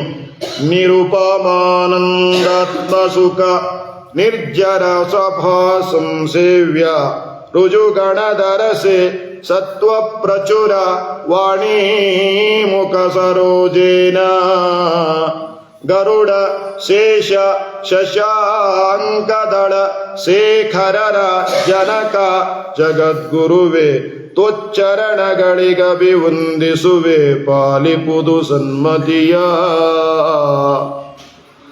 ನಿರುಪಮ ಆನಂದ, ಬ್ರಹ್ಮದೇವರ ಆನಂದಕ್ಕೆ ಹೋಲಿಕೆ ಇಲ್ಲ. ಹಾಗಾಗಿ ಅಂತಹ ಆನಂದವನ್ನ ಅನುಭವಿಸ್ತಾರೆ. ಯಾಕೆ? ಆತ್ಮಭವ. ಪರಮಾತ್ಮನ ವಾಸುದೇವ ಹಾಗೂ ಮಾಯಾರೂಪದ ಆ ದಂಪತಿಗಳಿಂದ ಜನಿಸಿದವರು ಯಾರು ಅಂದ್ರೆ ಬ್ರಹ್ಮದೇವರು. ಸಂಕರ್ಷಣ ಹಾಗೂ ಜಯಾರೂಪದಿಂದ ಅವತರಿಸಿದವರು ಯಾರು? ವಾಯುದೇವರು. ಹಾಗಾಗಿ ಅಂತಹ ಒಂದು ವಿಶೇಷತೆ ಯಾರಿಗಿದೆ ಹೇಳಿದರೆ ಬ್ರಹ್ಮದೇವರಿಗೆ. ಪರಮಾತ್ಮನಿಂದ ನೇರವಾಗಿ ಅವತಾರ ತಳೆದ ಮಹಾನುಭಾವರು. ಆದ್ದರಿಂದ ಅಂತಹ ಬ್ರಹ್ಮದೇವರಿಗೆ ತೇನೇ ಬ್ರಹ್ಮ ಹೃದಯ ಆದಿ ಕವಯೇ ಅಂತ ಹೇಳ್ತಾರೆ. ಆ ಬ್ರಹ್ಮದೇವರು ಸಾಧನೆ ಬ್ರಹ್ಮ ಪದವಿಗೆ ಬರಬೇಕವರು. ಅಂಥವ್ರು 100 ಜನ ಇದ್ದಾರೆ. ಇನ್ನೂ ಲೆಕ್ಕ ಹೇಳಿದ್ರೆ ಇನ್ನೂ ಬಹಳ ಜನ ಇದ್ದಾರೆ. ಸರಿ, ಶತಸ್ಥರು ಅಂತ ಹೇಳ್ತೇವೆ, ನಮಗೆ ಅರ್ಥ ಆಗಲಿ ಅಂತ ಶತಸ್ಥರು ಅಂತ ಹೇಳಿದ್ರು. ಅಂಥವ್ರು ಬಹಳ ಜನ ಇದ್ದಾರೆ. ಸರಿ, ಆ ಬ್ರಹ್ಮ ಪದವಿಗೆ ಬರತಕ್ಕಂಥವರು ಎಷ್ಟು ಸಾಧನೆ ಮಾಡ್ತಾರೆ, ಅವರ ಸ್ವರೂಪ ಏನು ಅನ್ನೋದನ್ನೆಲ್ಲ ಆಚಾರ್ಯರು ಬ್ರಹ್ಮಸೂತ್ರ ಭಾಷ್ಯಾದಿಗಳಲ್ಲಿ ನಿರೂಪಣೆಯನ್ನು ಮಾಡಿದ್ದಾರೆ. ಜಗನ್ನಾಥದಾಸರು ಕೂಡ ಅದನ್ನ ಸಂಗ್ರಹ ಮಾಡಿದ್ದಾರೆ. ಆದ್ದರಿಂದ ಅವರ ಸಾಧನೆ ಎಷ್ಟು ಅಂತ ಕೇಳಿದ್ರೆ ಕೃತ, ತ್ರೇತ, ದ್ವಾಪರ, ಕಲಿಯುಗ 4 ಯುಗಗಳು ಇವೇನಾಗಬೇಕು? 2000 ಬಾರಿ ತಿರುಗಬೇಕು. 4 ಯುಗಗಳು 2000 ಬಾರಿ ತಿರುಗಿದಾಗ ಬ್ರಹ್ಮದೇವರಿಗೆ ಒಂದು ಏನು ಅಂದ್ರೆ ದಿವಸ. ಬ್ರಹ್ಮದೇವರಿಗೆ ಒಂದು ದಿವಸ ಆಗಬೇಕಾದ್ರೆ ಚತುರ್ಯುಗಗಳು 2000 ಬಾರಿ ತಿರುಗಬೇಕು. ಅಂತಹ 100 ದಿವಸ ಸಾಧನೆ ಮಾಡುತ್ತಾರೆ. ಸಾಧನೆ ಮಾಡಿ ಆಮೇಲೆ ಅಷ್ಟೇ 100 ವರ್ಷ ಏನು ಮಾಡ್ತಾರೆ? ಬ್ರಹ್ಮ ಪದವಿಯನ್ನು ಆಳ್ತಾರೆ. ಬ್ರಹ್ಮ ಪದವಿಯನ್ನು ಆಳಿದ ಮೇಲೆ ಮುಗಿತೇನಪ್ಪ ಅವ್ರದ್ದು? ಯಾರೋ ಕೇರೆ ಮಾಡಂಗಿಲ್ಲೇನೋ? ಇಲ್ಲ, ಬ್ರಹ್ಮ ಪದವಿಯನ್ನು ಆಳಿದ ಮೇಲೆ ಮುಕ್ತರಾಗ್ತಾರೆ. ಮುಕ್ತರಾದಾಗ ಅವರನ್ನ ಮುಕ್ತ ಬ್ರಹ್ಮ ಅಂತ ಹೇಳ್ತಾರೆ. ಯಾವಾಗಲೂ ಪರಮಾತ್ಮನ ಜೊತೆಗೆ ಆನಂದಮಯವಾಗಿರ್ತಾರೆ. ವಾದಿರಾಜ ಸ್ವಾಮಿಗಳು ವೈಕುಂಠವರಣ ಮೇಲೆ ಹೇಳ್ತಾರೆ, ಭಗವಂತನ ಮುಂದೆ ಯಾವಾಗಲೂ ಪಾರಾಯಣ ಮಾಡ್ತಾರಂತವ್ರು. ಒಬ್ಬ ಬ್ರಹ್ಮ ಪಾರಾಯಣ ಮಾಡ್ತಾರಂತೆ, ಒಬ್ಬ ಬ್ರಹ್ಮ ಪುರಾಣ ಹೇಳ್ತಾರಂತೆ. ನೋಡ್ರಿ ಎಷ್ಟು ಬ್ರಹ್ಮದೇವರಿಗೆ ಇಂಥ ಅವಕಾಶ ಇದೆ. ವೈಕುಂಠ ಲೋಕದಲ್ಲಿ ವಾದಿರಾಜರೇ ಹೇಳಿದ್ರು, ಒಬ್ಬ ಬ್ರಹ್ಮ ಪುರಾಣ ಹೇಳ್ತಾನೆ, ಒಬ್ಬ ಬ್ರಹ್ಮ ಪಾರಾಯಣ ಮಾಡ್ತಾನೆ, ಒಬ್ಬ ಬ್ರಹ್ಮ ಪೂಜೆ ಮಾಡ್ತಾನೆ. ಇದೆಲ್ಲ ವೈಕುಂಠ ಲೋಕದ ವಿಶೇಷ ಅಂತ ವೈಕುಂಠ ವರ್ಣನೆಯಲ್ಲಿ ಹೇಳ್ತಾರೆ. ಆದ್ದರಿಂದ ಬ್ರಹ್ಮದೇವರು ಸಾಧನೆಯನ್ನ ಮಾಡೋದಕ್ಕೂ ಬ್ರಹ್ಮ ಪದವಿಗೆ ಬರೋದಕ್ಕೂ 100 ವರ್ಷ ತಗೊಳ್ತಾರೆ. ಅಷ್ಟು ಅಪಾರವಾದ ಸಾಧನೆಯನ್ನು ಮಾಡ್ತಾರೆ. 100 ವರ್ಷ ಬ್ರಹ್ಮ ಪದವಿಯನ್ನು ಆಳ್ತಾರೆ, ಆಮೇಲೆ ಮುಕ್ತರಾಗ್ತಾರೆ. ಹಾಗಾದರೆ ಏನರ್ಥ? ಪದವಿಯಲ್ಲಿ ಇರೋ ದೇವರನ್ನ ಏನು ಹೇಳೋದು? ಅದ್ಯ ಬ್ರಹ್ಮ ಅಂತ. ಈಗ ಬ್ರಹ್ಮ ಪದವಿಯನ್ನು ಆಳ್ತಾ ಇದ್ದಾರೆ. ಅವರನ್ನೇನು ಹೇಳ್ತೀವಿ? ಅದ್ಯ ಬ್ರಹ್ಮ ಅಂತ ಹೇಳ್ತೀವಲ್ಲ ಮತ್ತೆ ಎಲ್ಲರೂ? ಅದ್ಯ ಬ್ರಹ್ಮಣ ದ್ವಿತೀಯ ಪ್ರಾಬ್ಧೇ ಶ್ವೇತವರಹ ಕಲ್ಪೇ ವೈವ ಸುತವನ್ವಂತರೆ ಅಂತೆಲ್ಲ ಅದ್ಯ ಬ್ರಹ್ಮ ಅಂತ. ಬ್ರಹ್ಮ ಪದವಿಯಲ್ಲಿ ಇರೋನನ್ನ ಅದ್ಯ ಬ್ರಹ್ಮ ಅಂತ ಹೇಳ್ತೀವಿ. ಬ್ರಹ್ಮ ಪದವಿಯನ್ನು ಮುಕ್ತರಾದವರನ್ನ ಮುಕ್ತ ಬ್ರಹ್ಮ ಅಂತ ಹೇಳ್ತೀವಿ. ಬ್ರಹ್ಮ ಪದವಿಗೆ ಸಾಧನೆ ಮಾಡ್ತಾ ಇರತಕ್ಕಂತಹ ಅವರನ್ನ ಭಾವಿ ಬ್ರಹ್ಮ ಅಂತ ಹೇಳ್ತೀವಿ. ಮುಗಿತಲ್ಲಿಗೆ, ಅಲ್ಲಿಗೆ ಮುಗೀತು. ಆ ತಾರತಮ್ಯ ಸಿದ್ಧಾಂತ ಮುಗೀತು. ಭಾವಿ ಬ್ರಹ್ಮ ಅಂತ. ಇನ್ಯಾರೂ ಭಾವಿ ಬ್ರಹ್ಮರಾಗೋದಕ್ಕೆ ಸಾಧ್ಯವಿಲ್ಲ. ಆದ್ದರಿಂದ ಇಂತಹ ಬ್ರಹ್ಮ ಶಬ್ದ ವಾಚ್ಯರು ಯಾರು? ತೇನೇ ಬ್ರಹ್ಮ ಹೃದಯ ಆದಿಕವೇ ಮುಹ್ಯಂತಿ ಎಂ ಸೂರಯ. ಹಾಗಾಗಿ ಇಂತಹ ಬ್ರಹ್ಮದೇವರು ಭಗವಂತನಿಂದ ಉಪದೇಶವನ್ನು ಪಡೆದಿದ್ದಾರೆ. ನೇರವಾದ ಉಪದೇಶ, ಪರಮಾತ್ಮನಿಂದ ನೇರವಾದ ಉಪದೇಶ. ಲಕ್ಷ್ಮೀದೇವಿ, ಬ್ರಹ್ಮ ಸರಸ್ವತಿ, ವಾಯುಭಾರತಿ ಇವರಿಗೆ ಮಾತ್ರ ನೇರ ಉಪದೇಶ, ಬೇರೆಯವರಿಗೆ ನೇರ ಉಪದೇಶ ಇಲ್ಲ. ಶುಕಾಚಾರ್ಯರಿಗೆ ವೇದವ್ಯಾಸರು ಭಾಗವತ ಉಪದೇಶ ಮಾಡಿದ್ದಾರಲ್ರಿ? ಇಲ್ಲ. ಶುಕ ಮುಖಾದಮೃತ ದ್ರವ ಸಂಯುತಂ ಅಂತ ಹೇಳ್ತೇವೆ. ಶುಕಾಚಾರ್ಯರಲ್ಲಿ ಮುಖದಲ್ಲಿ ಯಾರು ಅಮೃತ ಶಬ್ದ ವಾಚ್ಯರಾದವರು ಯಾರು? ವಾಯುದೇವರು. ಅವರ ಒಳಗಡೆ ಇದ್ದಾರೆ. ಮುಖ್ಯವಾದ ಉಪದೇಶ ಯಾರಿಗಾಗಿದೆ? ಶುಕಾಚಾರ್ಯರಲ್ಲಿರುವ ವಾಯುದೇವರಿಗಾಗಿದೆ. ಅಮುಖ್ಯವಾದ ಉಪದೇಶ ಯಾರಿಗಾಗಿದೆ? ರುದ್ರದೇವರಿಗಾಗಿದೆ. ಹಾಗಾಗಿ ಮುಂದೆ ಒಂದು ಕಥೆಯನ್ನೇ ಹೇಳ್ತಾರೆ ಸೂತ್ರ ಶೌನಕಾದಿಗಳಿಗೆ. ಏನು ಅಂತ ಕೇಳಿದ್ರೆ, ಭಗವಂತ ವೇದಗಳನ್ನು ವಿಭಾಗ ಮಾಡಿ ಅವರನ್ನ ಋಗ್ವೇದ, ಯಜುರ್ವೇದ, ಸಾಮವೇದ, ಅಥರ್ವವೇದ ಅಂತ ವಿಭಾಗವನ್ನು ಮಾಡಿ ಪಂಚಮೋ ವೇದ ಅನ್ನುವಂತಹ ಮಹಾಭಾರತವನ್ನ ರಚನೆ ಮಾಡಿ ಏನು ಮಾಡ್ತಾರೆ? ನೇರವಾಗಿ ಅದನ್ನ ಯಾರಿಗೆ ಉಪದೇಶ ಮಾಡ್ತಾರೆ? ಸುಮಂತು, ಜೈಮಿನಿ, ಪೈಲ, ವೈಶಂಪಾಯನಾದಿಗಳು ಉಪದೇಶ ಮಾಡ್ತಾರೆ. ನೇರವಾಗಿ ಆ ಋಷಿಗಳ ಉಪದೇಶಕ್ಕೆ ಅರ್ಹರಲ್ಲ ಅಂತ ಏನಾಗ್ತದೆ? ಅಲ್ಲಿ ಗರುಡ, ಶೇಷ, ರುದ್ರಾದಿಗಳು, ಇಂದ್ರಾದಿ ದೇವತೆಗಳು ಪ್ರವೇಶ ಮಾಡ್ತಾರೆ. ಅವರಲ್ಲಿ ವಾಯುದೇವರು ಪ್ರವೇಶವನ್ನ ಮಾಡ್ತಾರೆ. ಹಾಗಾಗಿ ಭಗವಂತನ ನೇರವಾದ ಉಪದೇಶ, ಪ್ರತ್ಯಕ್ಷವಾದ ಉಪದೇಶ ಯಾರಿಗೆ? ಲಕ್ಷ್ಮೀದೇವಿ, ಬ್ರಹ್ಮ ಸರಸ್ವತಿ, ವಾಯುಭಾರತಿ. ಮುಂದೆ ಎಲ್ಲ ಅಂತರ್ಯಾಮಿಯಾದ ಉಪದೇಶ. ಯಾಕೆಂದ್ರೆ ಇದು ಭಕ್ತಿ ತಾರತಮ್ಯ, ದೇವತಾ ತಾರತಮ್ಯ ಅನ್ನೋದಕ್ಕೋಸ್ಕರವಾಗಿ ಆ ರೀತಿಯಾದ ಉಪದೇಶವನ್ನ ಭಗವಂತ ಮಾಡ್ತಾನೆ. ತೇನೇ ಬ್ರಹ್ಮ ಹೃದಯ ಆದಿಕವೇ ಮುಹ್ಯಂತಿ ಎಂ ಸೂರಯ. ಹಾಗಾಗಿ ಇಂತಹ ಪರಮಾತ್ಮನ ವಿಷಯದಲ್ಲಿ ಮುಹ್ಯಂತಿ ಎಂ ಸೂರಯ, ಜ್ಞಾನಿಗಳು ಇನ್ನೂ ಕೂಡ ತಿಳಿದಿಲ್ಲ, ಇನ್ನೂ ಕೂಡ ತಿಳಿಯಬೇಕಾದದ್ದಿದೆ. ಭಾಗವತ ನಾವು ಹೇಳ್ತೀವಿ, ಜ್ಞಾನ ಇದ್ದದ್ದಕ್ಕೋಸ್ಕರವಾಗಿ ಭಾಗವತ ಹೇಳೋದಲ್ಲ, ಜ್ಞಾನ ಪಡೆಯುವುದಕ್ಕೋಸ್ಕರವಾಗಿ ಭಾಗವತ ಹೇಳೋದು.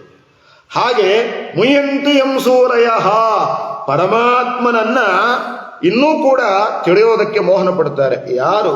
ಬ್ರಹ್ಮರುದ್ರಾದಿಗಳಲ್ಲ, ಲಕ್ಷ್ಮೀದೇವಿಯೂ ಕೂಡ ಮೋಹನ ಹೊಂದಿಬಿಟ್ಲು.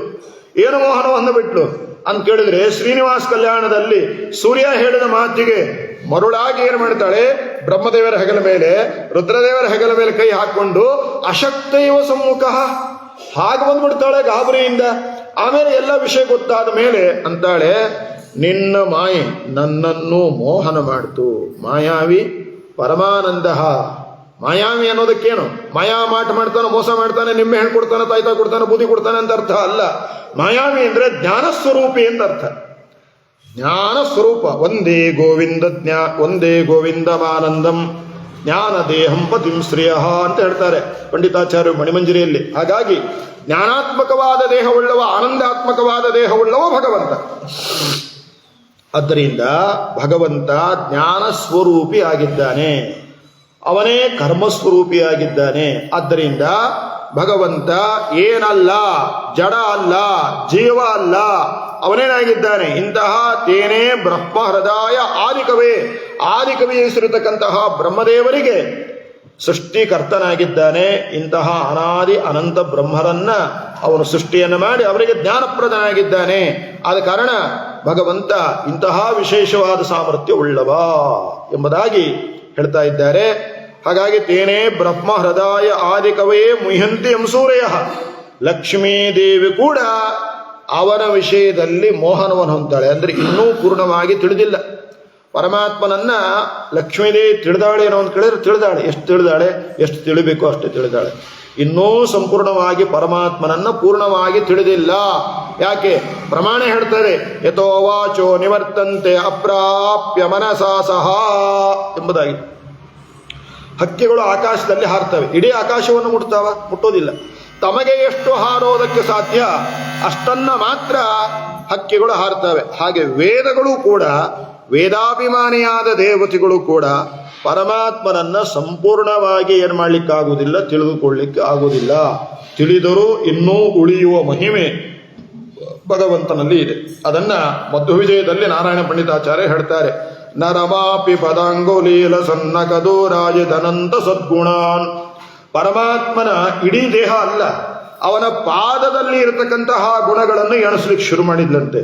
ಹೀಗೆ ಶುರು ಮಾಡ್ತಾ ಮಾಡ್ತಾ ಮಾಡ್ತಾ ಭಗವಂತನ ಅನಂತ ಗುಣಗಳ ಪ್ರಾಂತಗಾಡದೆ ಭಗವಂತನಿಗೆ ಆಭರಣವಾದಳು ಅಂತ ಹೇಳ್ತಾರೆ ಜಗನ್ನಾಥದಾಸರು.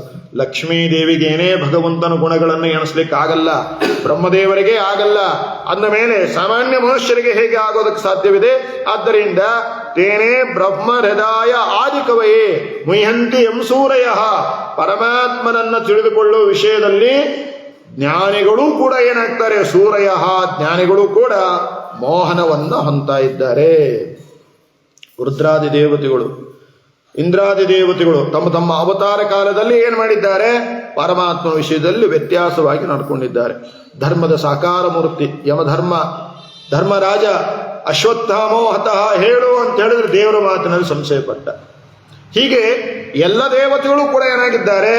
ಮೂಲ ರೂಪ ಅವತಾರ ರೂಪದಲ್ಲಿ ಪರಮಾತ್ಮ ವಿಷಯದಲ್ಲಿ ಸಂದೇಹವನ್ನು ಪಟ್ಟಿದ್ದಾರೆ. ಆದ್ದರಿಂದ ಮುಹ್ಯಂತಿ ಎಂ ಸೂರಯ ಎಂಬುದಾಗಿ ಹೇಳ್ತಾರೆ. ಹಾಗಾಗಿ ಆದ್ದರಿಂದ ಪರಮಾತ್ಮನನ್ನ ತಿಳಿದುಕೊಳ್ಳುವ ವಿಷಯದಲ್ಲಿ ಇನ್ನೂ ಯಾರೂ ಪೂರ್ತಿಯಾಗಿ ತಿಳ್ಕೊಂಡಿಲ್ಲ. ಹಾಗಾಗಿ ಹೇಳ್ತಾರೆ, ತೇಜೋ ವಾರಿ ಮೃದಾಂ ಯಥಾ ವಿನಿಮಯೋ ಯತ್ರ ತ್ರಿಸರ್ಗೋ ಮೃಷ ಅಂತ. ತೇಜೋ ವಾರಿ ಮೃದಾಂ ಯಥಾ ವಿನಿಮಯ. ಪರಮಾತ್ಮನ ಸೃಷ್ಟಿ ಮೂರು ರೀತಿಯಾಗಿದೆ. ತೇಜ ಅಂದ್ರೆ ಭಗವಂತ ತನ್ನ ಮೂಲ ವಾಸುದೇವ ನಾರಾಯಣ ರೂಪದಿಂದ ಏನು ಮಾಡ್ತಾನೆ ಅಂತ ಕೇಳಿದ್ರೆ, ಒಂದು ದೀಪದಿಂದ, ತೇಜಸ್ಸು ಅಂದ್ರೆ ದೀಪ, ಒಂದು ದೀಪದಿಂದ ಸಾವಿರಾರು ದೀಪಗಳನ್ನ ಹಚ್ಚುವ ಹಾಗೆ ಭಗವಂತ ತನ್ನ ಮೂಲ ರೂಪದಿಂದ ಸಾವಿರಾರು ರೂಪಗಳನ್ನು ಏನು ಮಾಡ್ತಾನೆ? ತಳಿತಾನೆ. ಅನಂತ ರೂಪಗಳನ್ನು ತಳಿತಾನೆ. ತನ್ನ ಮೂಲ ರೂಪದಿಂದ ನೂರಾರು ಸಾವಿರಾರು ಅನಂತ ರೂಪಗಳನ್ನು ತೆಗೆದುಕೊಂಡ್ರೆ ಮೂಲ ರೂಪ ನಾಶ ಆಗುವುದಿಲ್ಲ. ಇದನ್ನ ಆಚಾರ್ಯರು ನಿರೂಪಣೆಯನ್ನು ಮಾಡ್ತಾರೆ. ಈಗ ದೀಪ ಇದೆ, ದೊಡ್ಡದಾದ ಒಂದು ದೀಪ, ಅದರಲ್ಲಿ ತುಂಬ ಎಲ್ಲ ತುಪ್ಪ ಎಣ್ಣೆ ಹಾಕಿದ್ದೇವೆ, ಅದರಿಂದ 1000 ದೀಪ ಹಚ್ಚಿದ್ದೇವೆ, 1,00,000 ದೀಪ ಹಚ್ಚಿದ್ದೇವೆ ಅಂತ ಮೂಲ ದೀಪ ನಾಶ ಆಗತ್ತೇನೋ, ಆರಿ ಹೋಗುತ್ತೇನೋ? ಆರಿ ಹೋಗಲ್ಲ. ಒಂದು ದೀಪದಿಂದ 1000 ದೀಪಗಳನ್ನು ಹಚ್ಚಿದಾಗ ಮೊದಲ ದೀಪವೇ ನಾಶ ಆಗುವುದಿಲ್ಲ ಅಂದ ಮೇಲೆ ಸರ್ವಜ್ಞನಾದ ಪರಮಾತ್ಮ ಹೇಗೆ ನಾಶ ಆಗ್ಲಿಕ್ಕೆ ಸಾಧ್ಯವಿದೆ? ಆದ್ದರಿಂದ ಪರಮಾತ್ಮನ ಸೃಷ್ಟಿ, ತನ್ನ ಸೃಷ್ಟಿ, ಅದು ಹೇಗೆ ಸೃಷ್ಟಿ ಅಂತ ಕೇಳಿದ್ರೆ, ಭಗವಂತ ತನ್ನ ದೇಹವನ್ನೇನು ಮಾಡ್ತಾನೆ, ತಾನೇ ಸ್ವಯಂ ವ್ಯಕ್ತನಾಗ್ತಾನೆ, ಅಜೋ ನಿರಂಜನ. ಹಾಗಾಗಿ ಭಗವಂತ ಏನಾಗ್ತಾನೆ, ಸ್ವಯಂ ವ್ಯಕ್ತನಾಗ್ತಾನೆ, ಸ್ವಯಂ ಪ್ರಕಟನಾಗ್ತಾನೆ. ಅದೇ ಅವನ ಸೃಷ್ಟಿ. ತೇಜ, ಒಂದು ದೀಪದಿಂದ 1000 ದೀಪಗಳನ್ನು ಹಚ್ಚುವ ಹಾಗೆ ಭಗವಂತ ತನ್ನ ಸೃಷ್ಟಿಯನ್ನು ಮಾಡಿಕೊಡ್ತಾನೆ. ದಶಾವತಾರಗಳನ್ನು ತಳಿತಾನೆ, 24 ಅವತಾರ ತಳಿತಾನೆ, 108 ಆಗ್ತಾನೆ, 1008 ಆಗ್ತಾನೆ. ನಮಗ 1,00,000 ತನಕ ಹೋಗ್ಲಿಕ್ಕಾಗುದಿಲ್ಲ, ನಮ್ಮ ಲಕ್ಷ್ಯ ಬೇರೆ ಕಡೆ ಇರ್ತದೆ ಅಂತ ಹೇಳಿ 1,00,000 ರೂಪಾಯಿ ಹೇಳಿಲ್ಲ, ಸರಿನಾ? ಹಾಗಂತ 1000 ನಾಮಗಳಿದ್ದಾವೆ ಅಂತ ತಿಳ್ಕೋಬಾರ್ದು. 1000 ಅನ್ನೋದಕ್ಕೆ ಅನಂತ ಅನ್ನುವ ಅಭಿಪ್ರಾಯವನ್ನು ವ್ಯಾಖ್ಯಾನಕಾರರು ಹೇಳ್ತಾರೆ. ಹಾಗಾಗಿ ಅಂತಹ ಅನಂತ ರೂಪ ತಾನಾದ ಯಾರಿಗೋಸ್ಕರವಾಗಿ? ತನ್ನ ಭಕ್ತರಿಗೋಸ್ಕರವಾಗಿ. ಇದು ಅವನ ಸೃಷ್ಟಿ. ತೇಜೋ ವಾರಿ, ಇದು ಭಗವಂತನ ಸೃಷ್ಟಿ. ವಾರಿ ಅಂದ್ರೆ ನೀರು. ನೀರಿನಲ್ಲಿ ನಾವು ಎಣಿಕೆ ನೋಡಿದಾಗ ನಮ್ಮ ಪ್ರತಿಬಿಂಬ ಉಂಟಾಗತ್ತೆ. ಹಾಗಾದರೆ ಆ ಪ್ರತಿಬಿಂಬ ಏನು? ಮಮೈವಾಂಶೋ ಜೀವಲೋಕೆ ಜೀವಭೂತ ಸನಾತನಃ ಅಂತ ಹೇಳಿದ ಹಾಗೆ ಭಗವಂತ ಬಿಂಬ, ನಾವು ಅವನ ಪ್ರತಿಬಿಂಬ. ಹಾಗಾದರೆ ಪ್ರತಿಬಿಂಬರಾದ ಜೀವರಲ್ಲಿ ಭಗವಂತ ಬಿಂಬರೂಪಿಯಾಗಿ ಇದ್ದಾನೆ. ಏನೋ ಬಿಂಬ ಪ್ರತಿಬಿಂಬ ಭಾವ ಅಂತ ಶಾಸ್ತ್ರ ಇದನ್ನು ಕರೀತಾ ಇದೆ. ಶಾಸ್ತ್ರಗಳ ದೊಡ್ಡದಾದ ಚರ್ಚೆ ಇದು, ಬಿಂಬ ಪ್ರತಿಬಿಂಬ ಭಾವ ಅಂತ. ಇಡೀ ಸಕಲ ಜೀವರಿಗೆ, ಬ್ರಹ್ಮಾದಿ ದೇವತೆಗಳಿಂದ ಆರಂಭ ಮಾಡಿಕೊಂಡು ಅಷ್ಟೇಕೆ ಮಹಾಲಕ್ಷ್ಮೀ ದೇವಿಗೂ ಕೂಡ ಭಗವಂತನಾಗಿದ್ದಾನೆ, ಬಿಂಬನಾಗಿದ್ದಾನೆ. ಜೀವರು ಅವನ ಪ್ರತಿಬಿಂಬರಾಗಿದ್ದೇವೆ. ಆದರೆ ಬಿಂಬವೇ ಬೇರೆ, ಪ್ರತಿಬಿಂಬವೇ ಬೇರೆ. ಬಿಂಬ ನಡೆಸಿದಂತೆ ಜೀವನ ಕ್ರಿಯೆಗಳೇ ವಿನಃ ಪ್ರತಿಬಿಂಬದ ಕಾರ್ಯಗಳೇ ವಿನಃ ಪ್ರತಿಬಿಂಬದ ಕಾರ್ಯಗಳಂತೆ ಬಿಂಬದ ಕಾರ್ಯಗಳಲ್ಲ. ಬಿಂಬದ ಕಾರ್ಯಗಳ ಹೇಗೋ, ಬಿಂಬ ಹೇಗೆ ನಡೆಸ್ತಾನೋ, ಆ ಕಿಲಿ ಕೈ ಕೊಡುವ ಡೊಂಬರಾಟ ಆಡಿಸವ ನಡೆಸುವಂತೆ ಆ ಕೋತಿಯನ್ನು ನಡೆಸ್ತಾನವನು. ಹಾಗೆ ಭಗವಂತ ಅನಂತ ಜೀವರಾಶಿಗಳನ್ನು ಕೋತಿಯನ್ನೇನು ಮಾಡಿಸ್ತಾನೆ, ಹಗ್ಗದ ಆಟದಿಂದ ನಡೆಸ್ತಾನೆ. ಹಾಗಾಗಿ ಇದು ವಾರಿ, ನೀರಿನಂತೆ ಯಾರ ಜೀವರ ಸೃಷ್ಟಿ. ಆಮೇಲೆ ಉಳಿದದ್ದು ಯಾವುದು? ಮೃದ. ಮೃದ ಅಂದರೆ ಮಣ್ಣು. ಮಣ್ಣಿನಿಂದ ಕುಂಬಾರ ಮಡಕೆ ಕುಡಕೆಗಳನ್ನು ಮಾಡ್ತಾನೆ. ಹಾಗೆ ಭಗವಂತ ಜಡ ಪ್ರಕೃತಿಯಿಂದ ಏನು ಮಾಡ್ತಾನೆ ಅಂತ ಕೇಳಿದ್ರೆ, ಪಂಚಮಹಾಭೂತಗಳು, ಪಂಚ ಜ್ಞಾನೇಂದ್ರಿಯ, ಪಂಚ ಕರ್ಮೇಂದ್ರಿಯಗಳು, ಪಂಚ ಧರ್ಮಾತ್ರಿಗಳು ಅನ್ನುವಂತಹ 25 ತತ್ವಗಳನ್ನು ಏನು ಮಾಡ್ತಾನೆ, ನಿರ್ಮಾಣವನ್ನು ಮಾಡ್ತಾ ಇದ್ದಾನೆ. ಇದನ್ನೇ ವೇದವ್ಯಾಸರು ಏನು ಹೇಳ್ತಾರೆ ಅಂತ ಕೇಳಿದ್ರೆ, ಯತ್ರತ್ರಿ ಸರ್ಗೋ ಮೃಷ ತೇಜೋ ವಾರಿ ಮೃದ. ತೇಜೋ ವಾರಿ ಮೃದಾಮ್ ಅಂತ ಕೇಳಿದ್ರೆ 3 ರೀತಿಯಾದ ಸೃಷ್ಟಿ. ಯತ್ರತ್ರಿ ಸರ್ಗೋ ಮೃಷ, ಈ ಸೃಷ್ಟಿಯನ್ನ ಮಾಡೋದರಿಂದ, ಈ ರೀತಿಯಾದ 3 ಬಗೆಯಾದ ಸೃಷ್ಟಿಯನ್ನ ಮಾಡೋದರಿಂದ ಪರಮಾತ್ಮನಿಗೆ ಏನಾದರೂ ಲಾಭ ಇದೆಯೇನೋ? ಇಲ್ಲ, ಇಲ್ಲ. ಜೀವರಾಶಿಗಳೇ ದೇಹವನ್ನು ಪಡೆದು, ಈಗ ದೇಹವನ್ನು ಪಡೀಲಿಲ್ಲ ಅಂದ್ರೆ ನಾವ್ಯಾವ ಸೃಷ್ಟಿಯನ್ನು ಮಾಡ್ಲಿಕ್ಕಾಗುವುದಿಲ್ಲ, ಸಾಧನೆ ಮಾಡ್ಲಿಕ್ಕಾಗುವುದಿಲ್ಲ. ಹಾಗಾಗಿ ಈ ಸಾಧನೆಯನ್ನ ಮಾಡೋದಕ್ಕೆ ಯಾವುದು ಬೇಕು? ದೇಹ ಬೇಕು. ದೇಹ ಇರೋದರಿಂದಲೇ ಸಾಧನೆಯನ್ನ ಮಾಡೋದಕ್ಕೆ ಸಾಧ್ಯ. ಆದ್ದರಿಂದ ದೇವಸ್ಯ ಏಷ ಸ್ವಭಾವೋಯಂ ಆಪ್ತಕಾಮಸ್ಯ ಕಾಸ್ಪ್ರಹ. ಆಪ್ತಕಾಮನಾದ ಭಗವಂತನಿಗೆ, ಸಂಪೂರ್ಣ ಕಾಮನಾದ, ನಿತ್ಯ ತೃಪ್ತನಾದ ದೇವರಿಗೆ ಸೃಷ್ಟಿಯನ್ನ ಮಾಡೋದರಿಂದ ಯಾವ ವಿಧವಾದ ಪ್ರಯೋಜನ ಇಲ್ಲ. ಆದರೂ ಜೀವರ ಉದ್ಧಾರಕ್ಕೋಸ್ಕರವಾಗಿ, ಜೀವರು ಧರ್ಮ, ಅರ್ಥ, ಕಾಮ, ಮೋಕ್ಷ ಅನ್ನುವ ಚತುರ್ವಿಧ ಪುರುಷಾರ್ಥಗಳನ್ನು ಸಿದ್ಧಿ ಮಾಡಿಕೊಳ್ಬೇಕು ಅನ್ನೋ ಕಾರಣಕ್ಕೋಸ್ಕರವಾಗಿ ಭಗವಂತ ಸೃಷ್ಟಿಯನ್ನ ಮಾಡ್ತಾನೆ. ಆದ್ದರಿಂದ ಯತ್ರತ್ರಿ ಸರ್ಗೋ ಮೃಷ, ಅದರಿಂದ ಆ ಭಗವಂತನಿಗೆ ಯಾವ ಲಾಭ ಇಲ್ಲ. ಯಾವ ಲಾಭ ಇಲ್ಲದೆ ಹೋದರೂ ಕೂಡ ಭಗವಂತ ಜೀವರ ಮೇಲಿನ ಕರುಣೆಯಿಂದ ಏನು ಮಾಡ್ತಾನೆ, ಸೃಷ್ಟಿಯನ್ನ ಮಾಡ್ತಾನೆ. ಹಾಗಾಗಿ ಇಂತಹ ಯತ್ರತ್ರಿ ಸರ್ಗೋ ಮೃಷ ಧಾಮ್ನ ಸ್ವೇನ ಸದಾ ನಿರಸ್ತ ಕುಹಕಂ ಎಂಬುದಾಗಿ ಹೇಳ್ತಾರೆ.